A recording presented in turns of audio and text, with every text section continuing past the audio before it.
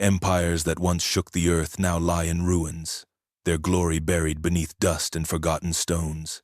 Yet one exile's visions still whisper across time. Could Daniel's prophecies hold the key to understanding both the past and the future? The story begins not in calm libraries, but in the crackle of flames. Empires rose and empires fell, yet through it all a slender scroll endured Daniel's visions of beasts and kingdoms, of stone and fire, of the Ancient of Days. His book survived the burning of Jerusalem, when Babylon's soldiers dragged treasures from the temple and left the holy city in ruins. It survived the collapse of Babylon itself, when Belshazzar's feast ended in death and Cyrus's armies took the throne.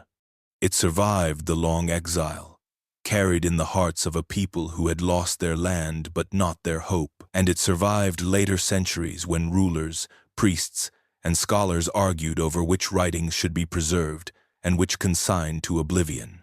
Somehow, Daniel's visions, too strange to be ignored, too powerful to be silenced, kept finding their way back into the conversation. The scroll was copied by trembling hands in desert caves, hidden away by sects who believed they lived on the very edge of the age Daniel had foretold. It was argued over in synagogues, weighed by church fathers, even echoed in the Quran, crossing boundaries no empire could contain. There were times when suspicion nearly smothered it, when kings and councils debated whether such apocalyptic fire belonged in Holy Scripture at all. Yet the book's voice proved stubborn. Its visions of four kingdoms, of cosmic struggle and final triumph, spoke too directly to those living under the shadow of conquering empires to ever disappear. What Daniel saw by the rivers of Babylon became a map of history for generations yet unborn. For Jews under Seleucid persecution, his prophecies were a banner of resistance. For Christians under Roman rule, they became proof that the Son of Man had entered the world as foretold. For medieval monks and reformers alike, they became signs pointing toward their own times. And for skeptics and scholars, the book remained a puzzle, a tapestry of language and history that refused to unravel. It is a book that has walked through fire and famine, exile and empire. It has been smuggled, translated, misused, cherished, and feared. Every age that touched it left fingerprints on its surface. Yet the core remained, the dream of a kingdom that would outlast every empire. A kingdom not built by human hands. That dream could not be silenced by Babylon, by Persia, by Greece, or by Rome, nor could it be buried by centuries of doubt. And so the scroll endures, still read in candlelight, still whispered over in prison cells, still opened in pews and lecture halls alike. Daniel's visions refuse to die because they carry within them both terror and hope, the terror of empires that devour and the hope of a kingdom that cannot be burned. It is this tension, preserved across centuries of survival, that makes Daniel's book not just a relic of the past but a living fire, still burning in the minds of those who dare to read it. Jerusalem had been Daniel's whole world, the narrow streets, the songs rising from the temple, the sense that God's presence dwelled in the city's very stones. All of it seemed unshakable. But empires do not pause for sacred places. Babylon came with iron and fire, and in 605 BCE the city's defenses collapsed before the power of Nebuchadnezzar. The temple treasures were stripped and carted away, and among the captives marched a boy whose life would unfold far from the hills of Judah. Daniel was young, barely more than a teenager, when he was torn from his home. The air of conquest still clung to the Babylonian soldiers as they herded their prisoners eastward across the long road to the Euphrates. Every step carried him farther from familiar soil and deeper into the machinery of empire.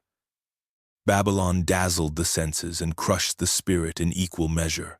Its walls rose like mountains of brick, its gates gleamed with lions of enamel, and the river threaded through the heart of the city like a coiled serpent. For a boy raised among Judah's stone houses, the capital of the world must have seemed unreal, as though he had stumbled into one of the dreams he would later interpret. Yet this was no dream. The captives were given new clothes, new food, and even new names, an attempt to erase their old identities and graft them into Babylon's grandeur. Daniel became Belteshazzar, a name meant to honor foreign gods and silence his Hebrew heritage. He and his companions were chosen carefully, youths without blemish, quick to learn, strong of body and sharp of mind. They were to be educated in the language and literature of the Chaldeans, molded into servants of the king, living proof that Babylon could absorb even the children of Jerusalem into its orbit. For many, it was a temptation as much as a sentence. The palace offered delicacies, promises of advancement, even glimpses of power. For Daniel, the test was not whether he could succeed in Babylon, but whether he could remain Daniel while doing so. Behind him lay the ruins of Judah, a people wondering if their God had abandoned them. Before him stretched the might of an empire that seemed eternal. Daniel stood in the space between collapse and conquest, a boy forced to grow into wisdom more quickly than his years should demand. He did not yet know the dreams he would interpret, the visions he would receive, or the lion's den he would survive. But already, in the quiet resolve not to forget who he was or whom he served, the outlines of his future were taking shape. Exile had begun, but so had the story of one who would rise from captive to counselor, from boy to prophet, and whose visions would outlast every empire that ever tried to claim him.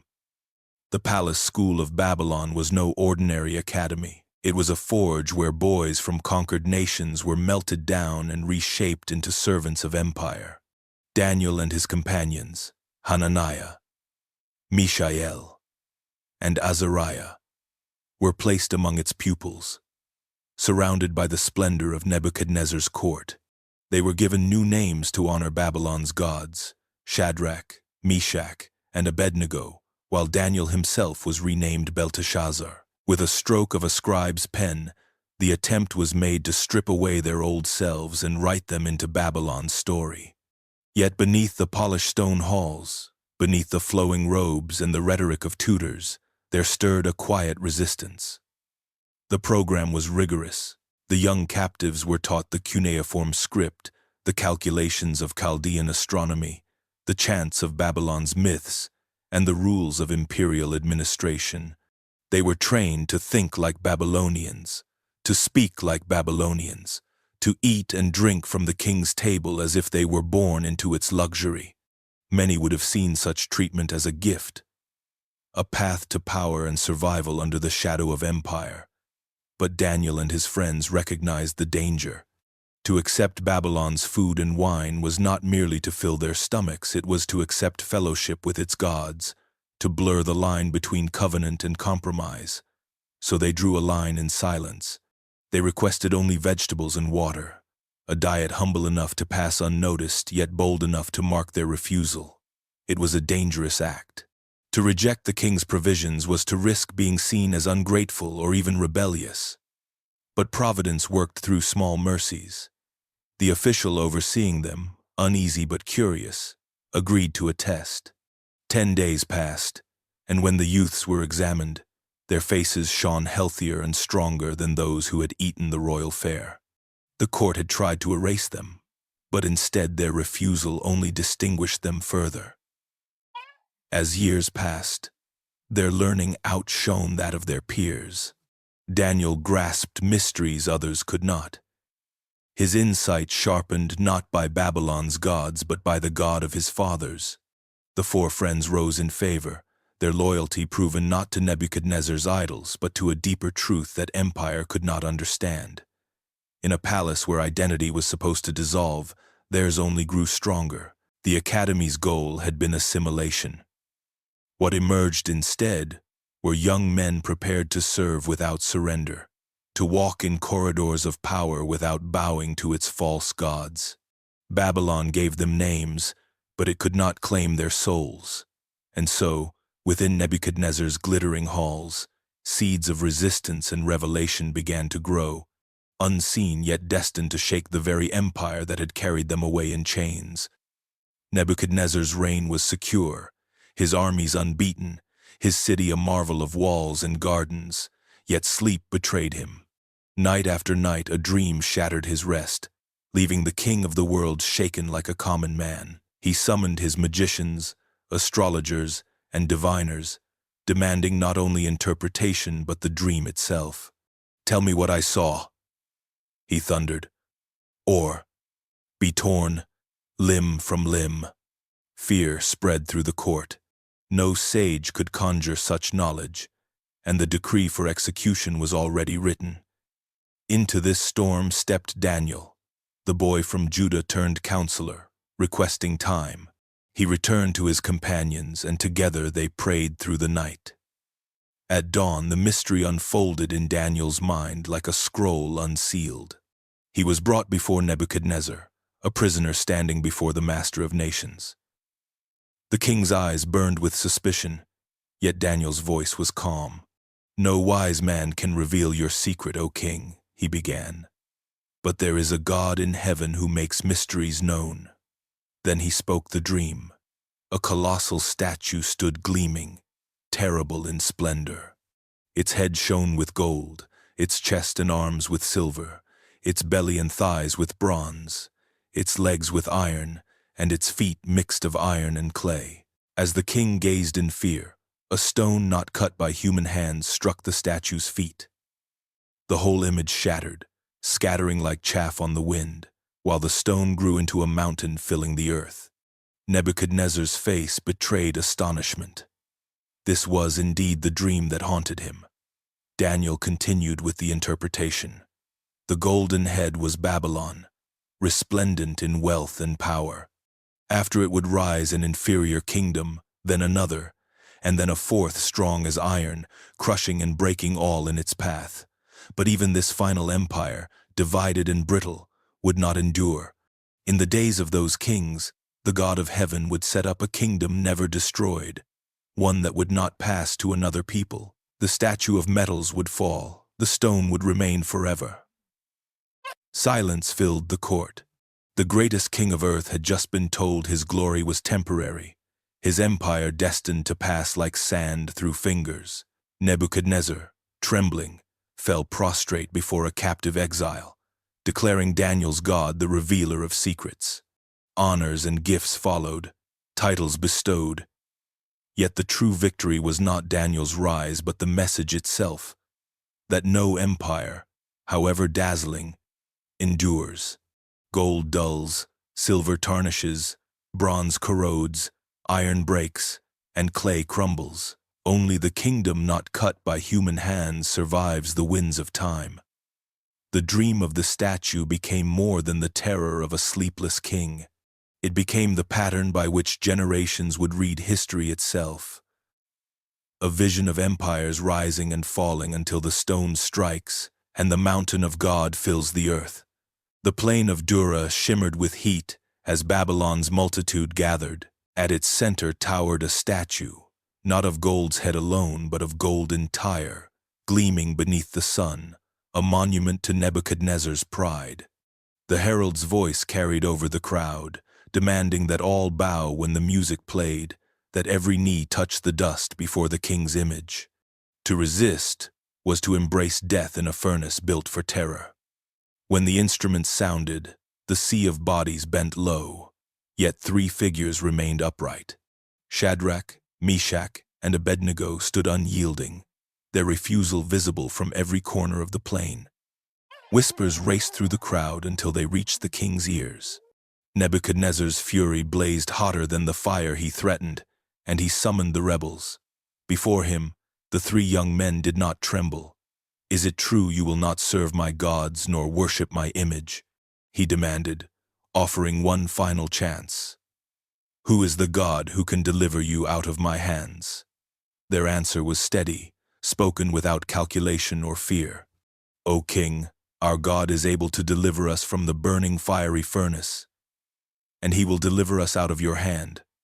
But if not, be it known to you, we will not serve your gods nor worship the image you have set up." Their words cut deeper than defiance. They declared that faith is not a bargain struck with safety, but loyalty held even in fire. The furnace was stoked 7 times hotter, its flames roaring with unnatural fury.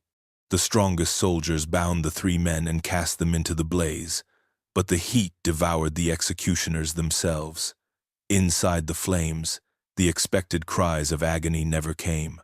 Instead, astonished eyes saw four figures walking unbound in the fire, untouched by flame, their forms radiant. Nebuchadnezzar himself rose in shock. Did we not cast three men bound into the fire? But I see four men, free, and the appearance of the fourth is like a son of the gods. The king called them forth, and Shadrach, Meshach, and Abednego stepped out, their robes unscorched, not even the smell of smoke clinging to them. Before the gathered multitude, the emperor who demanded worship now proclaimed blessing upon the God of Israel, who sent his angel and delivered his servants. The furnace meant for terror became a stage for revelation. The fire itself transformed into testimony. That day, Babylon learned that loyalty to God could not be consumed by flames, and that empires, however mighty, could not compel the conscience of those who belonged to a kingdom higher than gold or fire. The three exiles walked back into the crowd unchanged. Yet everything around them had shifted, for in the heart of Babylon's furnace, it was not the faithful who were burned away, but the illusion of the king's absolute power. Nebuchadnezzar walked the palace roof at twilight, gazing over the empire he had built. Towers gleamed against the sky, gardens spilled green over stone, and the Euphrates shimmered as it wound through the city's heart. He stretched out his hands and proclaimed to the heavens, "Is not this great Babylon, which I have built by my mighty power as a royal residence for the glory of my majesty?" The words had scarcely left his lips when a voice thundered from beyond mortal reach. "O King Nebuchadnezzar, to you it is spoken, the kingdom has departed from you." That night the king's mind fractured. His throne was abandoned, his counselors powerless to restore him. Driven from the palace, he wandered fields like a beast. The man who once commanded armies now ate grass like oxen. His hair grew thick like eagle's feathers, his nails like talons. The empire still bore his name, but the king himself lived forgotten among the wild things. For 7 seasons he dwelled in humiliation. The golden head of the statue reduced to a figure crawling on all fours.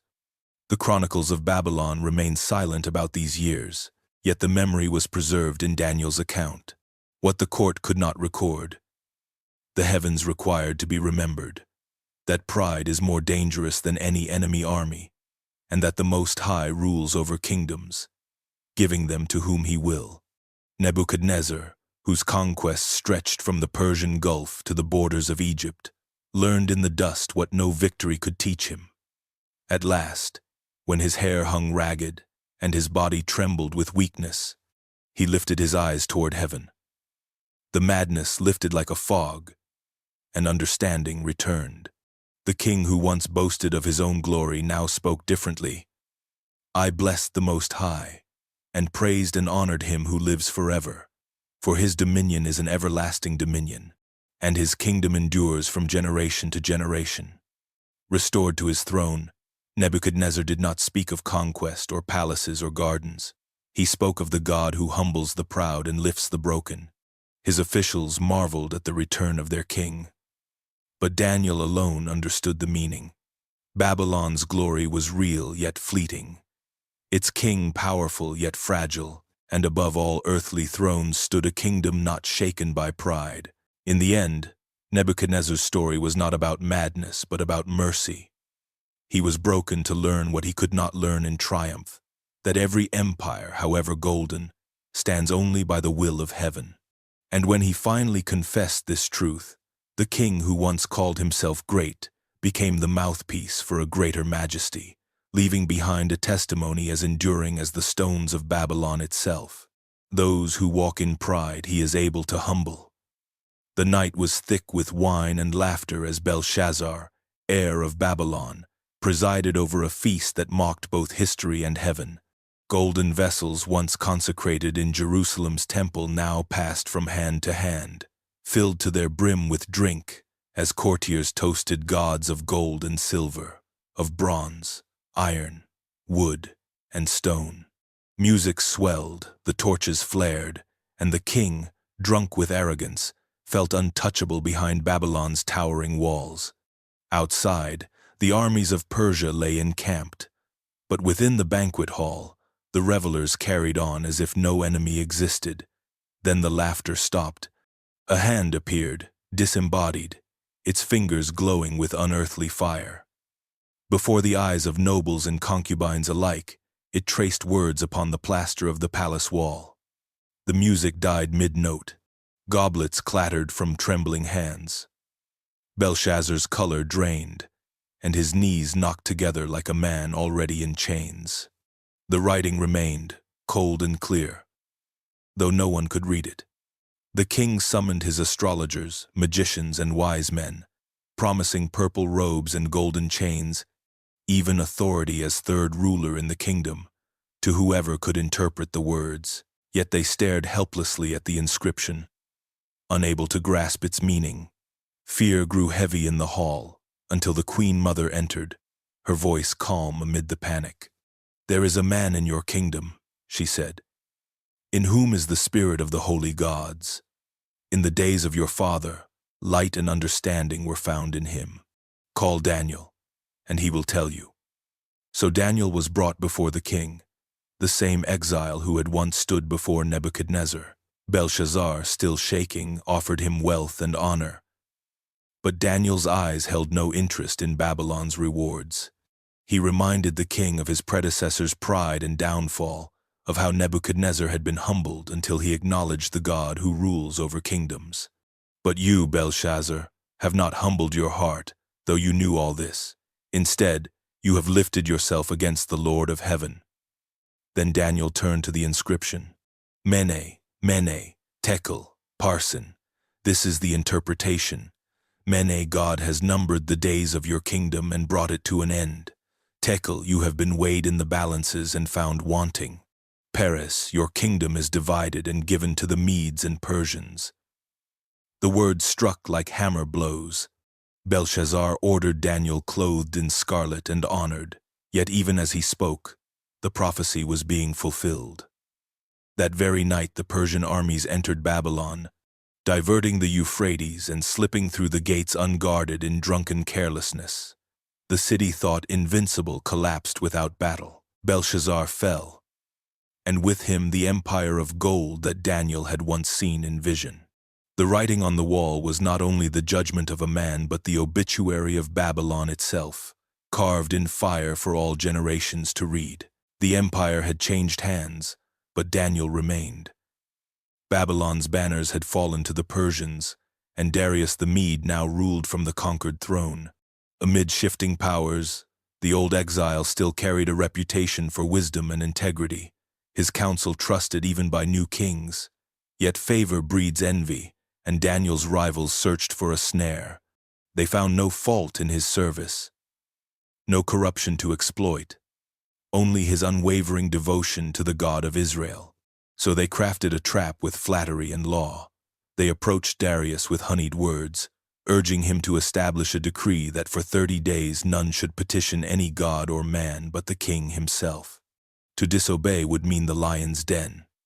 Blinded by pride, Darius signed the edict, unaware it was aimed at his most faithful servant. When Daniel heard of the law, he did not scheme or hide. As he had always done, he opened his window toward Jerusalem and prayed 3 times a day, giving thanks to his God. His enemies gathered beneath the window like jackals, eager for their prey. Seizing their proof, they hurried to the king, demanding the sentence be carried out. Too late, Darius realized the snare. All day he struggled to rescue Daniel. But the law of the Medes and Persians could not be revoked. At sunset, with sorrow heavy in his voice, the king spoke, "May your God, whom you serve continually, deliver you." Daniel was cast into the pit, and a stone sealed its mouth. The lions stirred in the darkness, their growls echoing through the chamber as the king returned to his palace, sleepless and fasting, haunted by regret. At dawn, Darius rushed to the den, his voice breaking as he called into the shadows. "O Daniel, servant of the living God, has your God delivered you from the lions?" A pause hung in the air. Then came the answer, clear and calm. "O king, live forever. My God sent his angel and shut the lions' mouths, and they have not hurt me, because I was found innocent before him and before you also, O king." The stone was lifted, and Daniel emerged without wound, the lions pacing harmlessly behind him as if tamed by unseen power. Relief flooded the king's face, quickly hardening into wrath against the deceivers who had plotted. They and their households were cast into the same den, where the lions proved their strength was never lacking. Darius issued a new decree across the empire, declaring the God of Daniel living and enduring forever, his kingdom without end. Yet for Daniel, the true victory was not political vindication, but the unbroken pattern of his life, faithful prayer, fearless loyalty, and deliverance that showed empires and kings alike that heaven's rule is stronger than iron decrees or hungry lions. The night visions came to Daniel like a storm upon the sea. He saw the great waters churned by the four winds of heaven, a chaos from which monstrous forms arose, each more terrifying than the last. The first emerged like a lion, its golden mane gleaming, yet wings spread from its back like those of an eagle. As Daniel watched, the wings were plucked away, and the beast stood on 2 feet like a man, a heart of flesh beating within it. The second followed, a bear hunched and ravenous, its weight tilted to one side as though crushing everything beneath. 3 ribs clamped in its jaws testified to prey already devoured, and a voice called for it to rise and consume much flesh. Then came a leopard, swift and sleek. But this was no ordinary creature. 4 wings lifted it beyond natural speed, and 4 heads crowned its form, authority multiplied and divided, ferocity sharpened to a point. But the 4th beast defied all description. It was not like lion or bear or leopard, but something altogether other dreadful, terrible, exceedingly strong. Iron teeth tore, claws crushed, and whatever remained was trampled underfoot. 10 horns sprouted from its head, and as Daniel stared, another horn arose, small yet arrogant, uprooting 3 and boasting with eyes like a man's. The dream seared itself into his mind, and Daniel trembled. These were not animals of nature but symbols of empires, powers that rose from the restless sea of nations. The lion was Babylon, proud and regal, wings clipped when arrogance was humbled. The bear was Persia, lopsided in strength yet insatiable in conquest. The leopard was Greece, swift as Alexander's campaigns, divided into 4 after his sudden fall. And the beast beyond beasts, the Iron Terror, was Rome, crushing and consuming, its power unmatched, its arrogance embodied in rulers who exalted themselves like gods. Yet, even as Daniel quailed before the sight, another vision broke through the terror. Thrones were set in place, and the Ancient of Days took his seat, clothed in white, his throne ablaze with fire. Streams of flame issued forth, and countless hosts stood in attendance. The books were opened, judgment began, and the beasts were stripped of power. The last defiant horn still raged, but its dominion was ended, its voice silenced forever. Daniel's heart pounded at what he saw, for the beasts were not distant fables but the looming reality of history itself. Empires would rise, each more terrible than the last, and each would fall under the gaze of heaven. In the shifting shapes of lions and bears, leopards and monsters, he glimpsed the truth. Kingdoms built on pride and violence are but beasts before the throne of the Ancient of Days. And in their fall, another kingdom waits, not born of the sea's chaos but of God's eternal decree. The vision did not end with beasts.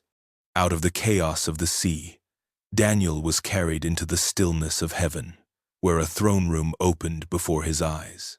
It was not like the gilded halls of Babylon, where kings strutted in borrowed majesty, but a place where all power gathered to its true source. Thrones were set in order, and upon the central seat came the Ancient of Days. His clothing was white as snow, his hair like pure wool, and his throne blazed with fire, wheels of flame carrying it forward. From before him a river of fire poured out, cascading like molten judgment, and around him stood multitudes beyond counting angels waiting in silence for the decree. Books lay open, their pages filled with the record of nations and men. The beasts that had terrified Daniel, those monstrous empires devouring the earth, were summoned to account. Their power was stripped away, their days numbered, their dominion ended. The fourth beast, more terrible than the rest, continued to rage, its horn shouting blasphemies, but even its voice was silenced as judgment fell. For all their terror, the empires of men were no more than brief shadows when the Ancient of Days opened the scrolls of eternity. Then Daniel saw something unlike anything before. Through the clouds of heaven came one like a son of man. He was not beast, not monstrous or malformed, but human, radiant in dignity, lifted above the chaos. He approached the throne without fear, and authority was given to him, dominion, glory, and a kingdom that would never pass away. All peoples, nations, and languages would serve him, not through the iron teeth of terror, but through a reign that endures because it belongs to heaven. Daniel's breath must have caught at the contrast. On one side, beasts rising from the sea, each embodying pride and violence, devouring until they themselves were devoured. On the other, a figure clothed in humanity, who receives the everlasting kingdom. The message was clear. The destiny of the world would not be written by lions or bears or iron-toothed monsters, but by the one who truly reflects God's image. The kingdom of man, distorted into beastliness, would give way to the kingdom of God, revealed in the Son of Man. When the vision ended, Daniel's spirit was troubled, his thoughts still burning with questions. Yet one truth had been unveiled. History was not a beast without master, but a story under judgment. Thrones might tremble, empires might roar, but in the end, the Ancient of Days presides, and the Son of Man inherits the dominion they could never hold. It was this glimpse of heaven's courtroom that gave hope to exiles and courage to saints. The assurance that beyond every empire's rise and fall stands a kingdom that cannot be moved.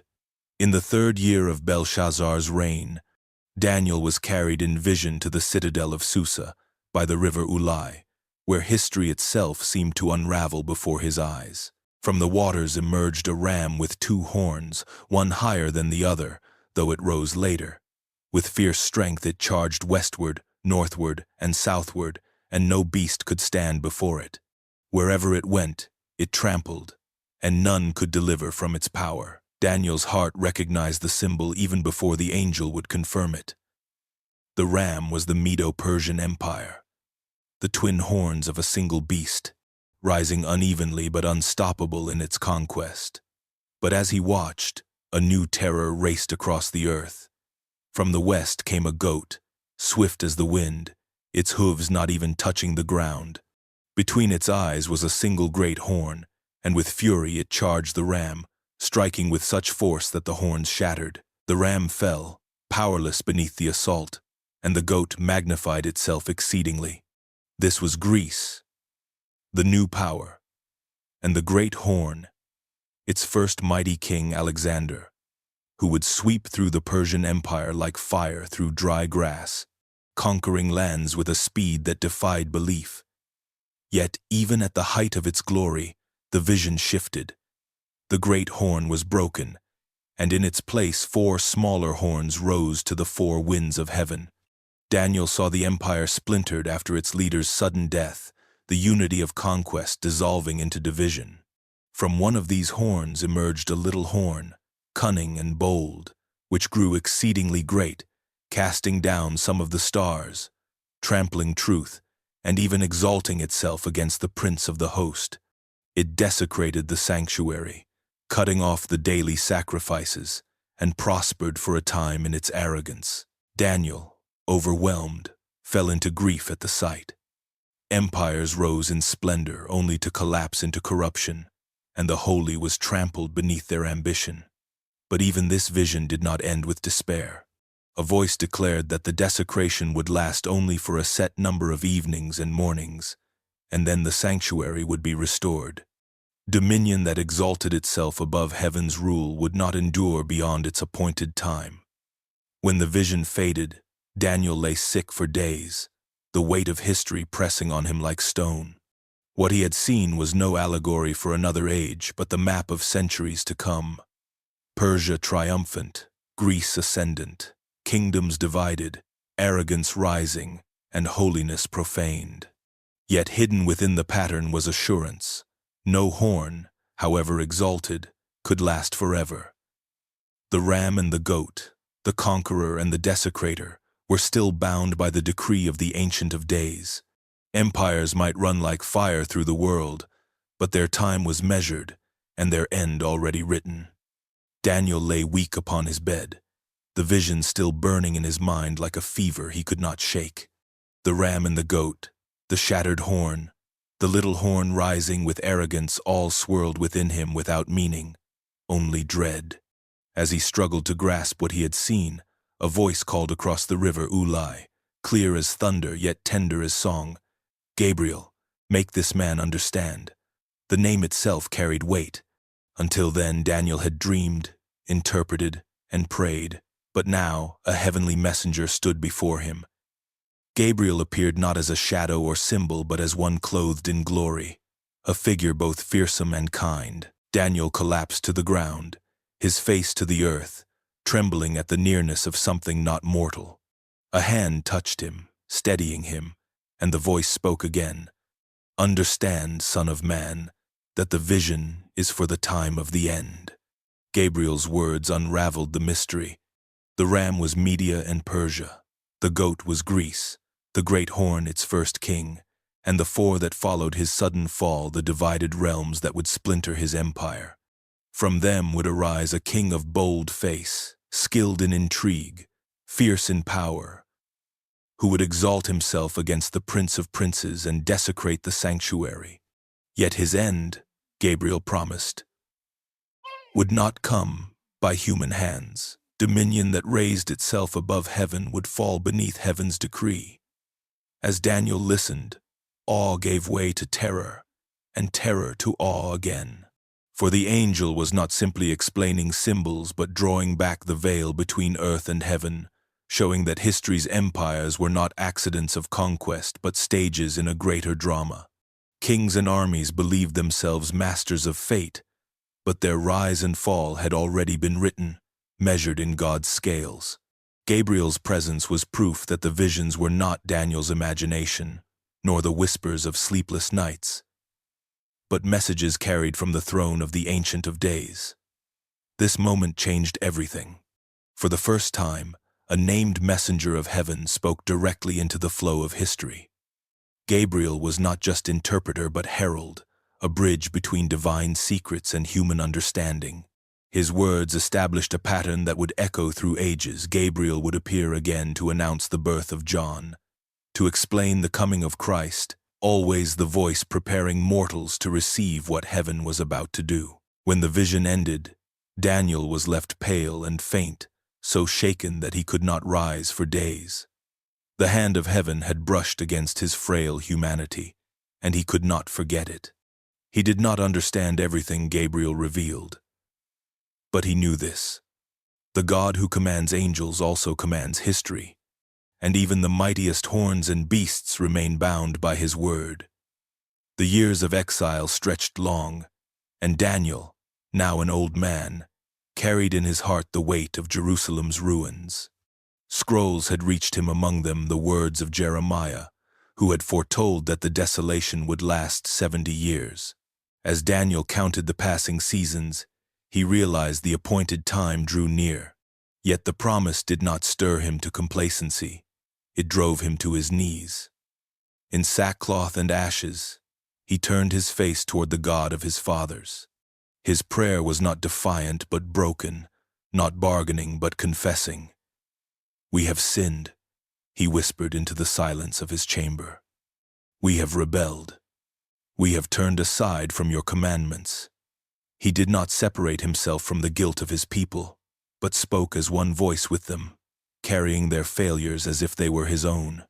Kings, princes, fathers, and children all had strayed, and the exile was not an accident, but a wound earned. He recalled the covenant curses written in the law of Moses, now living realities in the ruined streets of Judah. He remembered the prophets, ignored and mocked, their warnings now vindicated by fire and sword. His words poured like water, mingling sorrow with hope. "To us belongs shame of face, but to you belongs mercy and forgiveness."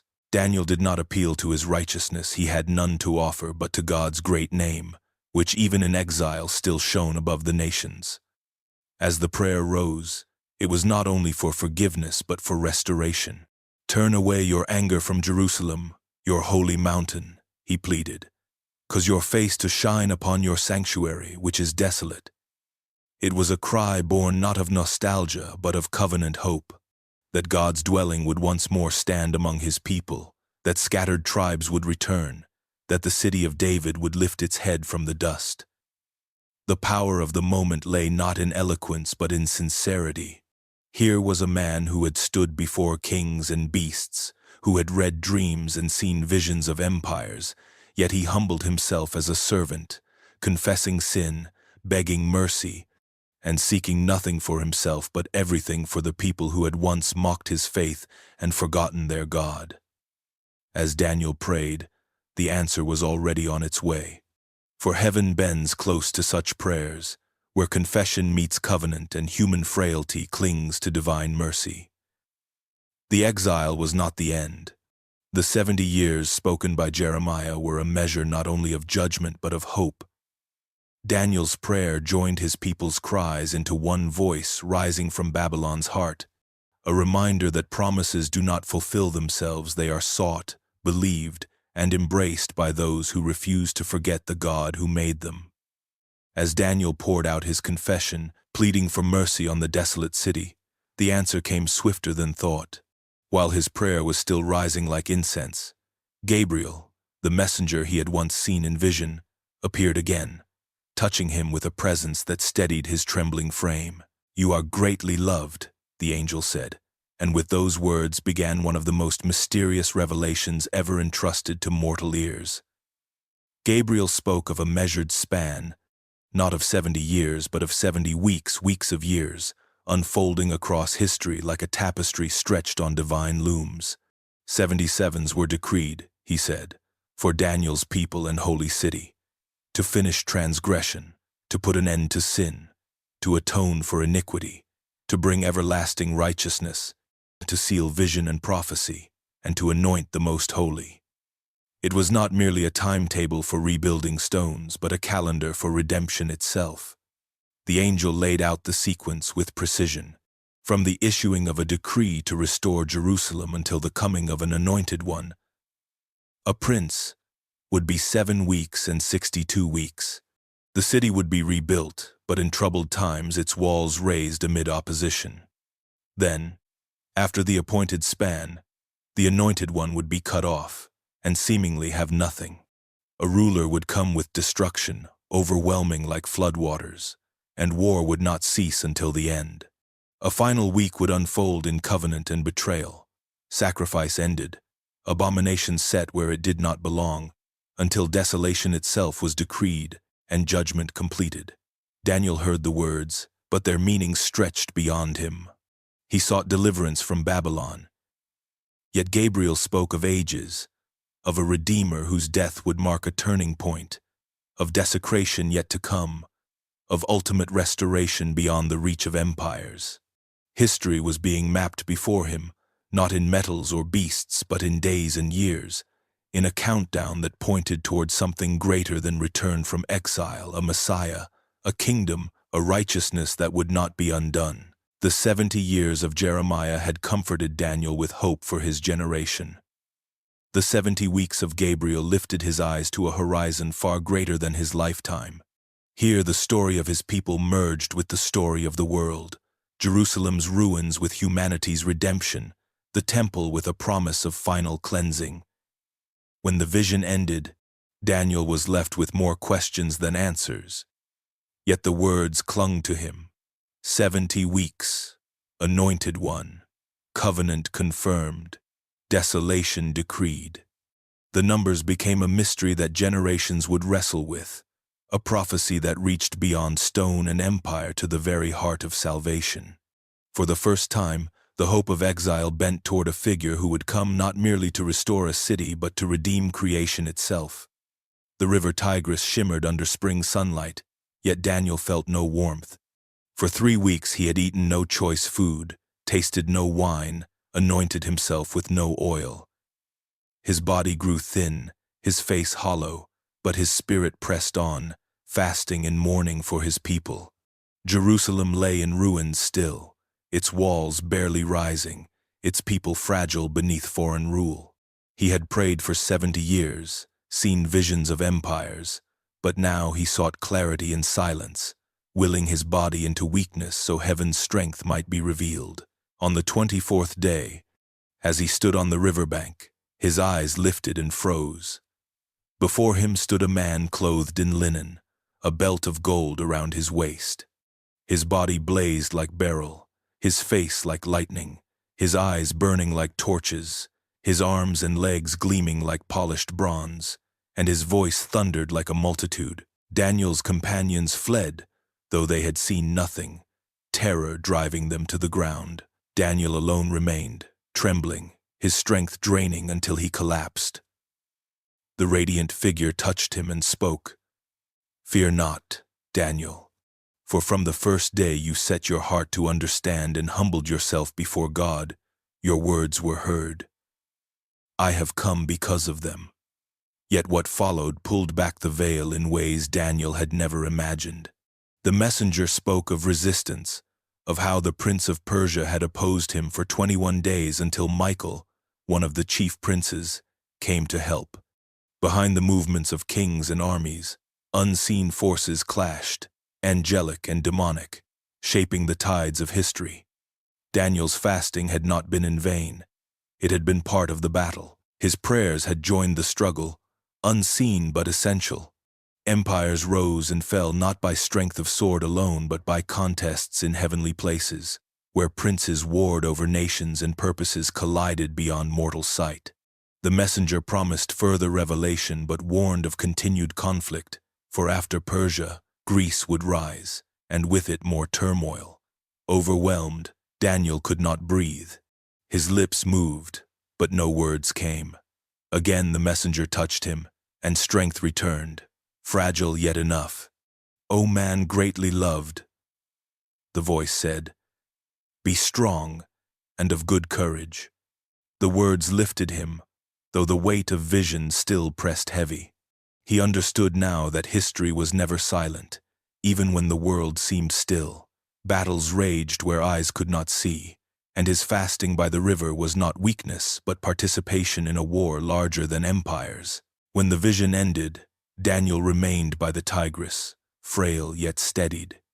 He had seen that behind every decree, every conquest, every king's pride or fall, another struggle endured. Heaven and earth were bound together in a silent war, and somehow, through prayer and perseverance, an old exile by a river shared in the fight that shaped eternity. Daniel could still feel the trembling in his bones when the messenger spoke again, pulling back the veil between the world he knew and the one he could scarcely imagine. "Do you know why I have come to you?" the voice asked, deep and resonant like the echo of many waters.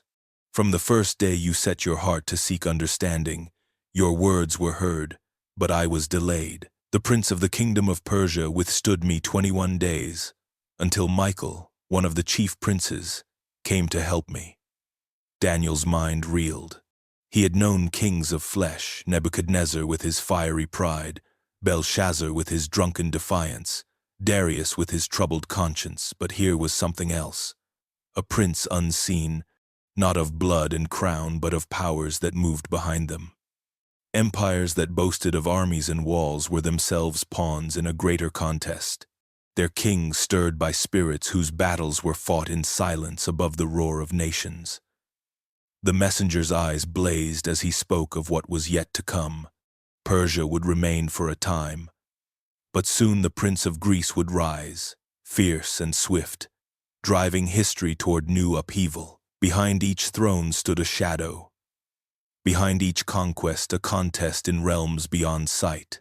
Daniel had lived through Babylon's glory and fall, through Persia's ascendance.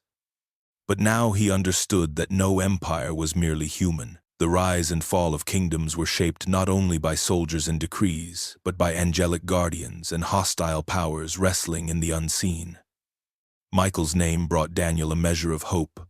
This Prince of Heaven, guardian of Israel, stood in the fray, holding back forces that sought his people's destruction. The exile had often seemed like abandonment, but the truth was different. Even in foreign courts, even in the silence of unanswered prayers, angels fought to preserve the covenant people. Their battles were not for power or pride, but for the unfolding of God's purposes, that a kingdom not made with hands might at last take root in the world. Daniel bowed low, unable to bear the weight of the revelation. His lips stammered, his strength nearly gone, but again the messenger touched him, lifting his frailty with words of reassurance. "Fear not, O man greatly loved. Peace be with you. Be strong and courageous." The old prophet, who had stood before lions and kings, now shook before an angel. Yet in that weakness he glimpsed the truth of all history. What men saw as politics and war was but the surface. Beneath it surged a river of struggle older than Babylon, wider than Persia, deeper than Greece. When the vision ended, Daniel returned to his world of stone palaces and shifting thrones, but nothing appeared the same. He had seen the hands behind the curtain, the true contest of princes and powers, and he knew that the fate of nations was written not only on clay tablets or scrolls, but in the unseen conflict where heaven's warriors contended for the destiny of the earth. Daniel's final visions unfolded like a scroll too vast for one man to bear. What he saw was no single battle or empire, but generations of strife that would follow long after his bones had turned to dust. The angel spoke of kings to the north and kings to the south, their movements drawn as if upon a divine map. Each line of prophecy carried the weight of history yet to come, wars not of imagination but of blood, intrigue, and betrayal. The north belonged to the Seleucids, heirs of one fragment of Alexander's broken empire. From their strongholds in Syria, their armies pressed downward, always seeking to control the land bridge that was Judea, the hinge of continents and faith. The south belonged to the Ptolemies of Egypt, descendants of another Macedonian general, who fought with equal determination to hold the same narrow strip of earth. Again and again the armies clashed, surging like tides over the hills of Jerusalem, leaving the people of the covenant caught in the jaws of giants. The angel described alliances forged through marriage, now daughters given as political pawns, oaths sworn and swiftly broken. A princess from the south was sent to the north to seal peace, only to be betrayed and cast aside, her death fueling further wars. Armies rose, victories swelled, defeats crushed, yet the struggle never ended. One king would grow strong, only to be humbled by the other. The land of promise became a battlefield, its people trampled beneath ambitions that were not their own. Daniel's heart must have sunk as he listened. He had prayed for restoration, for the return of his people and the rebuilding of the holy city. Instead, he saw wave after wave of foreign kings passing over that same city, dragging it into contests of power that cared nothing for covenant or temple. The wars of north and south were not random chaos. They were the playing out of prophecy, the confirmation that history's turmoil lay under heaven's gaze, even when it seemed directionless. Most haunting of all was the sense of inevitability. Treaties failed, victories faded, kingdoms shifted hands, but the pattern endured struggle without peace, ambition without rest. The people of God were not spared the storm. They stood in the eye of it. Yet hidden in the angel's words was also reassurance. The rise and fall of these kings were measured. their days numbered, their power bounded. None would rule beyond the span heaven allowed. Daniel listened, weary yet steadfast. The wars of the North and South were not the final word, but another link in the chain, another reminder that no empire, however strong, could hold history forever. Beyond their clash lay a kingdom unlike theirs, not built by conquest or deception, but by the decree of the Ancient of Days, when the turmoil of earthly kings would give way to a reign of everlasting peace. From the endless stream of kings rising and falling in Daniel's visions, one figure loomed with a darkness deeper than the rest. He was not the mightiest of conquerors, nor the most enduring of rulers, yet his arrogance burned brighter than empires. His name was Antiochus Epiphanes, king of the Seleucid realm, the little horn that grew from the shattered fragments of Alexander's legacy. To his enemies he was Epimanes the madman, but to himself he was God manifest, a blasphemous title that revealed the heart of his reign. He turned his eyes not only toward conquest but toward the covenant people. Jerusalem became his stage, the temple his target. At first he cloaked his intentions in politics, pretending friendship, flattering leaders, binding alliances. But soon his mask fell away. He entered the sanctuary of the Lord as though it were his own palace, stripped it of its treasures, and defiled its holy spaces. Sacrifices were forbidden, the daily offering halted, and upon the altar of God he set up an image of Zeus. Swine were slain where once lambs had bled, and the Holy of Holies was desecrated with the stench of idolatry. This was the abomination of desolation spoken of in Daniel's visions, a defilement so grievous that it seemed to mock heaven itself. The people groaned under his decrees. Torah scrolls were burned, circumcision outlawed, covenant faith branded as rebellion. Mothers who clung to their children's faith were slaughtered, sons executed for refusing to eat unclean food. Antiochus thought he could erase Israel's God by silencing his worshippers.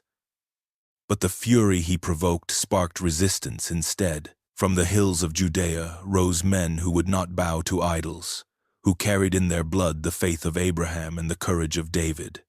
The Maccabees, fierce in devotion, struck back against the king's forces, reclaiming what he had sought to destroy.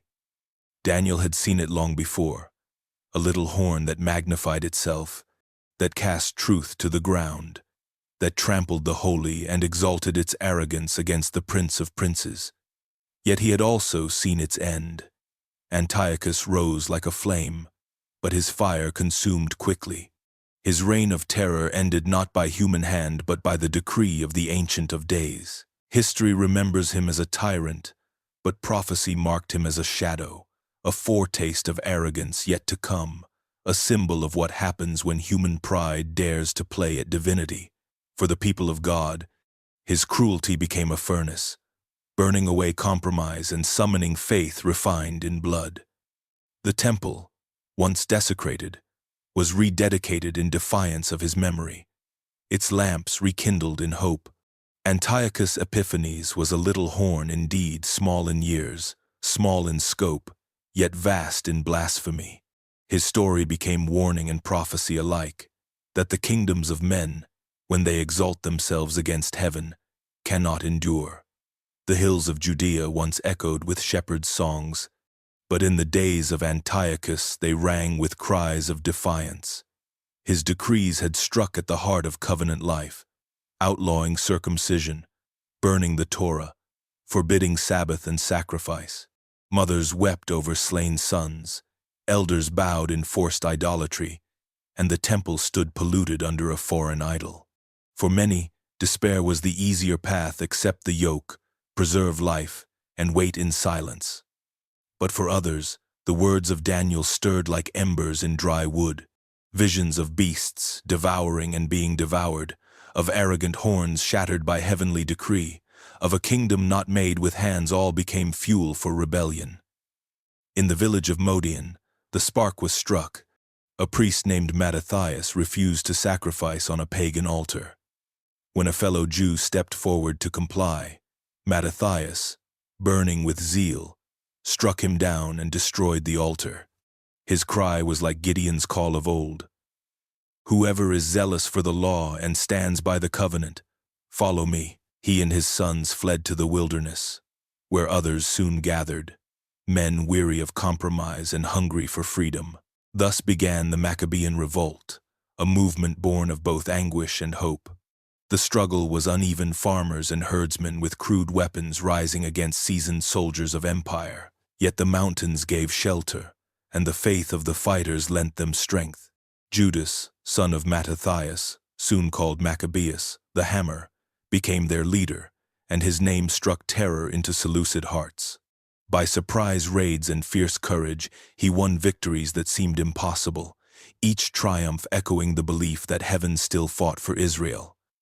To the rebels, Daniel's visions were no distant riddles but present comfort. Had not the prophets spoken of a little horn exalting itself against God? Had he not promised that such arrogance would not last forever? In their weariness, the fighters clung to the assurance that their suffering was not forgotten, that the Ancient of Days still ruled, that beasts might roar but would one day be silenced. Apocalyptic hope was not escape but endurance, a lens through which their struggle found meaning. At last, against all odds, they reclaimed Jerusalem. The temple, profaned by Antiochus, was cleansed. The altar was rebuilt, the lamps rekindled, and the sanctuary rededicated to the God of Israel. The Feast of Hanukkah was born from that moment, a yearly reminder that light endures even after desecration, that covenant faith can outlast kings and empires. The Maccabean Revolt did not end the cycle of foreign rule. Rome would come, and with it new beasts to devour the land. But the revolt proved that empires are not invincible, that a people armed with faith can defy the mightiest throne. And behind their courage, behind their blades and prayers, lay the enduring flame of Daniel's visions. That the kingdoms of this world rise and fall, but the kingdom of God remains. The dust of Greece had not yet settled when a new power rose in the west, iron where others had been bronze, relentless where others faltered. Rome began as a republic, its strength born not from a single monarch but from discipline, law, and an unyielding sense of destiny. Legion by legion, it spread outward, first binding Italy beneath its banners, then crushing Carthage in wars that tested its resolve across the sea. Step by step, its reach extended until the Mediterranean became a Roman lake, its shores dotted with colonies, its waters patrolled by fleets that carried its authority like a storm. Daniel had seen this long before, when a fourth beast rose from the sea different from all others, dreadful and terrible, with iron teeth that devoured and crushed, and claws that tore what remained. Where the lion and the bear had their grandeur, where the leopard had its swiftness, this beast seemed a thing of nightmare, without comparison in nature. Rome was not content with conquest. It consumed nations, broke their bones, and incorporated their remains into its own body. Its strength was not only in battle but in roads, law, and order that spread its rule like veins of iron across the world. From republic, it shifted toward empire, power concentrating in the hands of generals who turned loyalty of legions into crowns. Julius Caesar crossed the Rubicon. Augustus claimed the mantle of princeps, and what was once a state of shared governance became the dominion of emperors. Daniel's vision of iron mixed with clay found its echo here. Rome united in strength, yet fractured by ambition, its might tempered by human frailty. It was the strongest of beasts, but its foundation was already divided. To the people of the covenant, Rome's arrival was no distant matter. Its legions marched into Judea, first as protectors, then as masters. Pompey the Great entered the temple itself, peering into the Holy of Holies, a foreigner crossing boundaries too sacred to breach. Herod, Rome's client king, built palaces and fortresses but ruled always beneath the shadow of Caesar. Taxes bound the people as tightly as chains, and rebellion simmered in the hills, waiting for its spark. Daniel's words haunted the faithful. This was the iron beast, the final empire before the kingdom of God. Its dominion stretched farther than Babylon.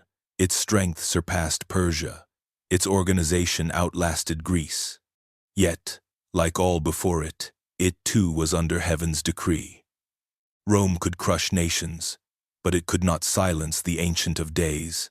Its iron would mingle with clay, its strength undone by inner weakness, and from its time of dominion would come the moment when a stone not cut by human hands would strike, and the eternal kingdom would be revealed. Rome entered the stage not as a fleeting shadow, but as the terror Daniel had foreseen. Its roar shook the earth, but even iron beasts are not eternal.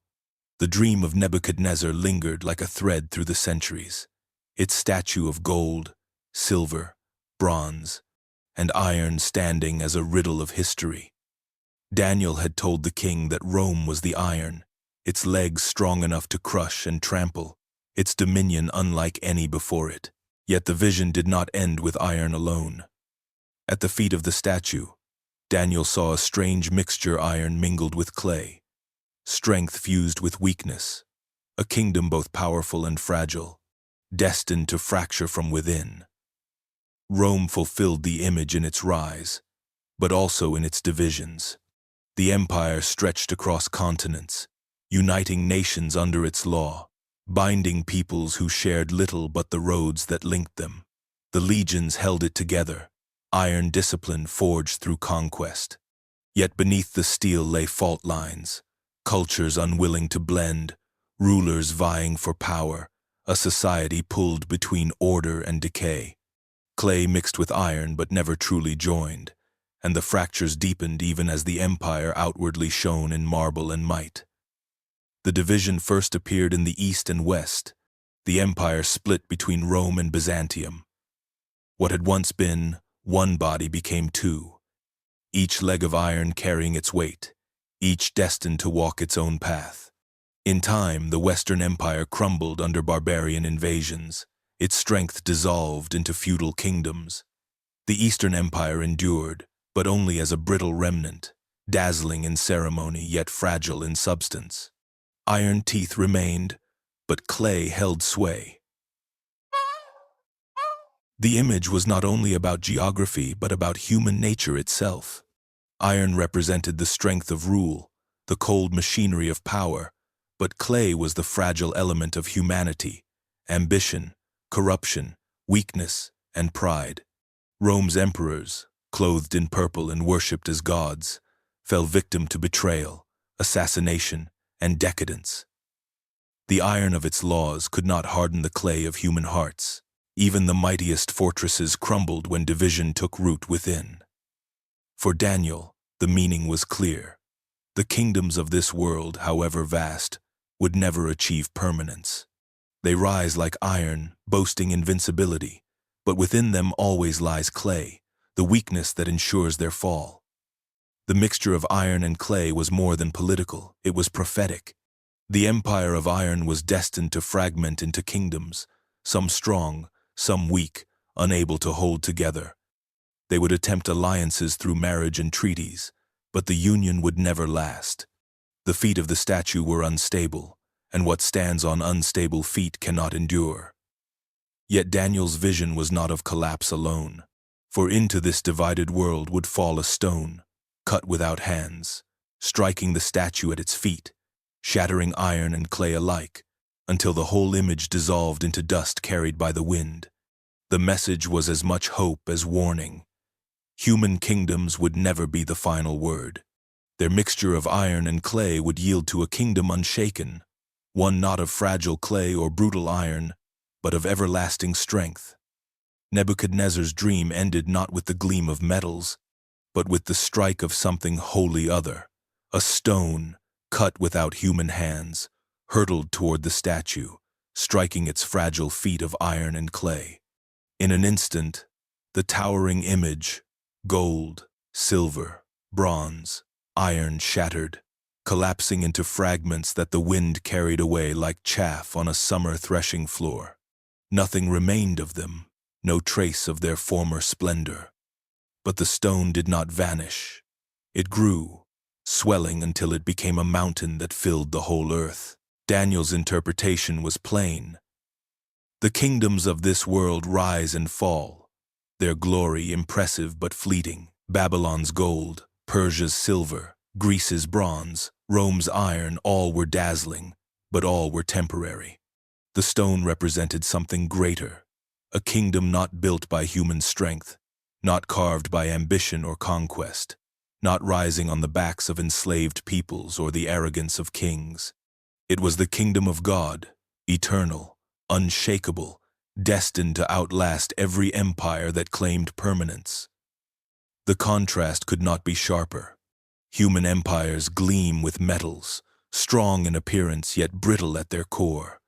They rise through violence, impose order through fear, and crumble as swiftly as they ascend. Their builders boast of immortality, yet their names fade to dust, their monuments crumble into ruins, their laws vanish into forgotten tongues. The kingdom of God, by contrast, begins as a stone small enough to be overlooked, not adorned with gold, not cut by artisans, yet filled with life and power.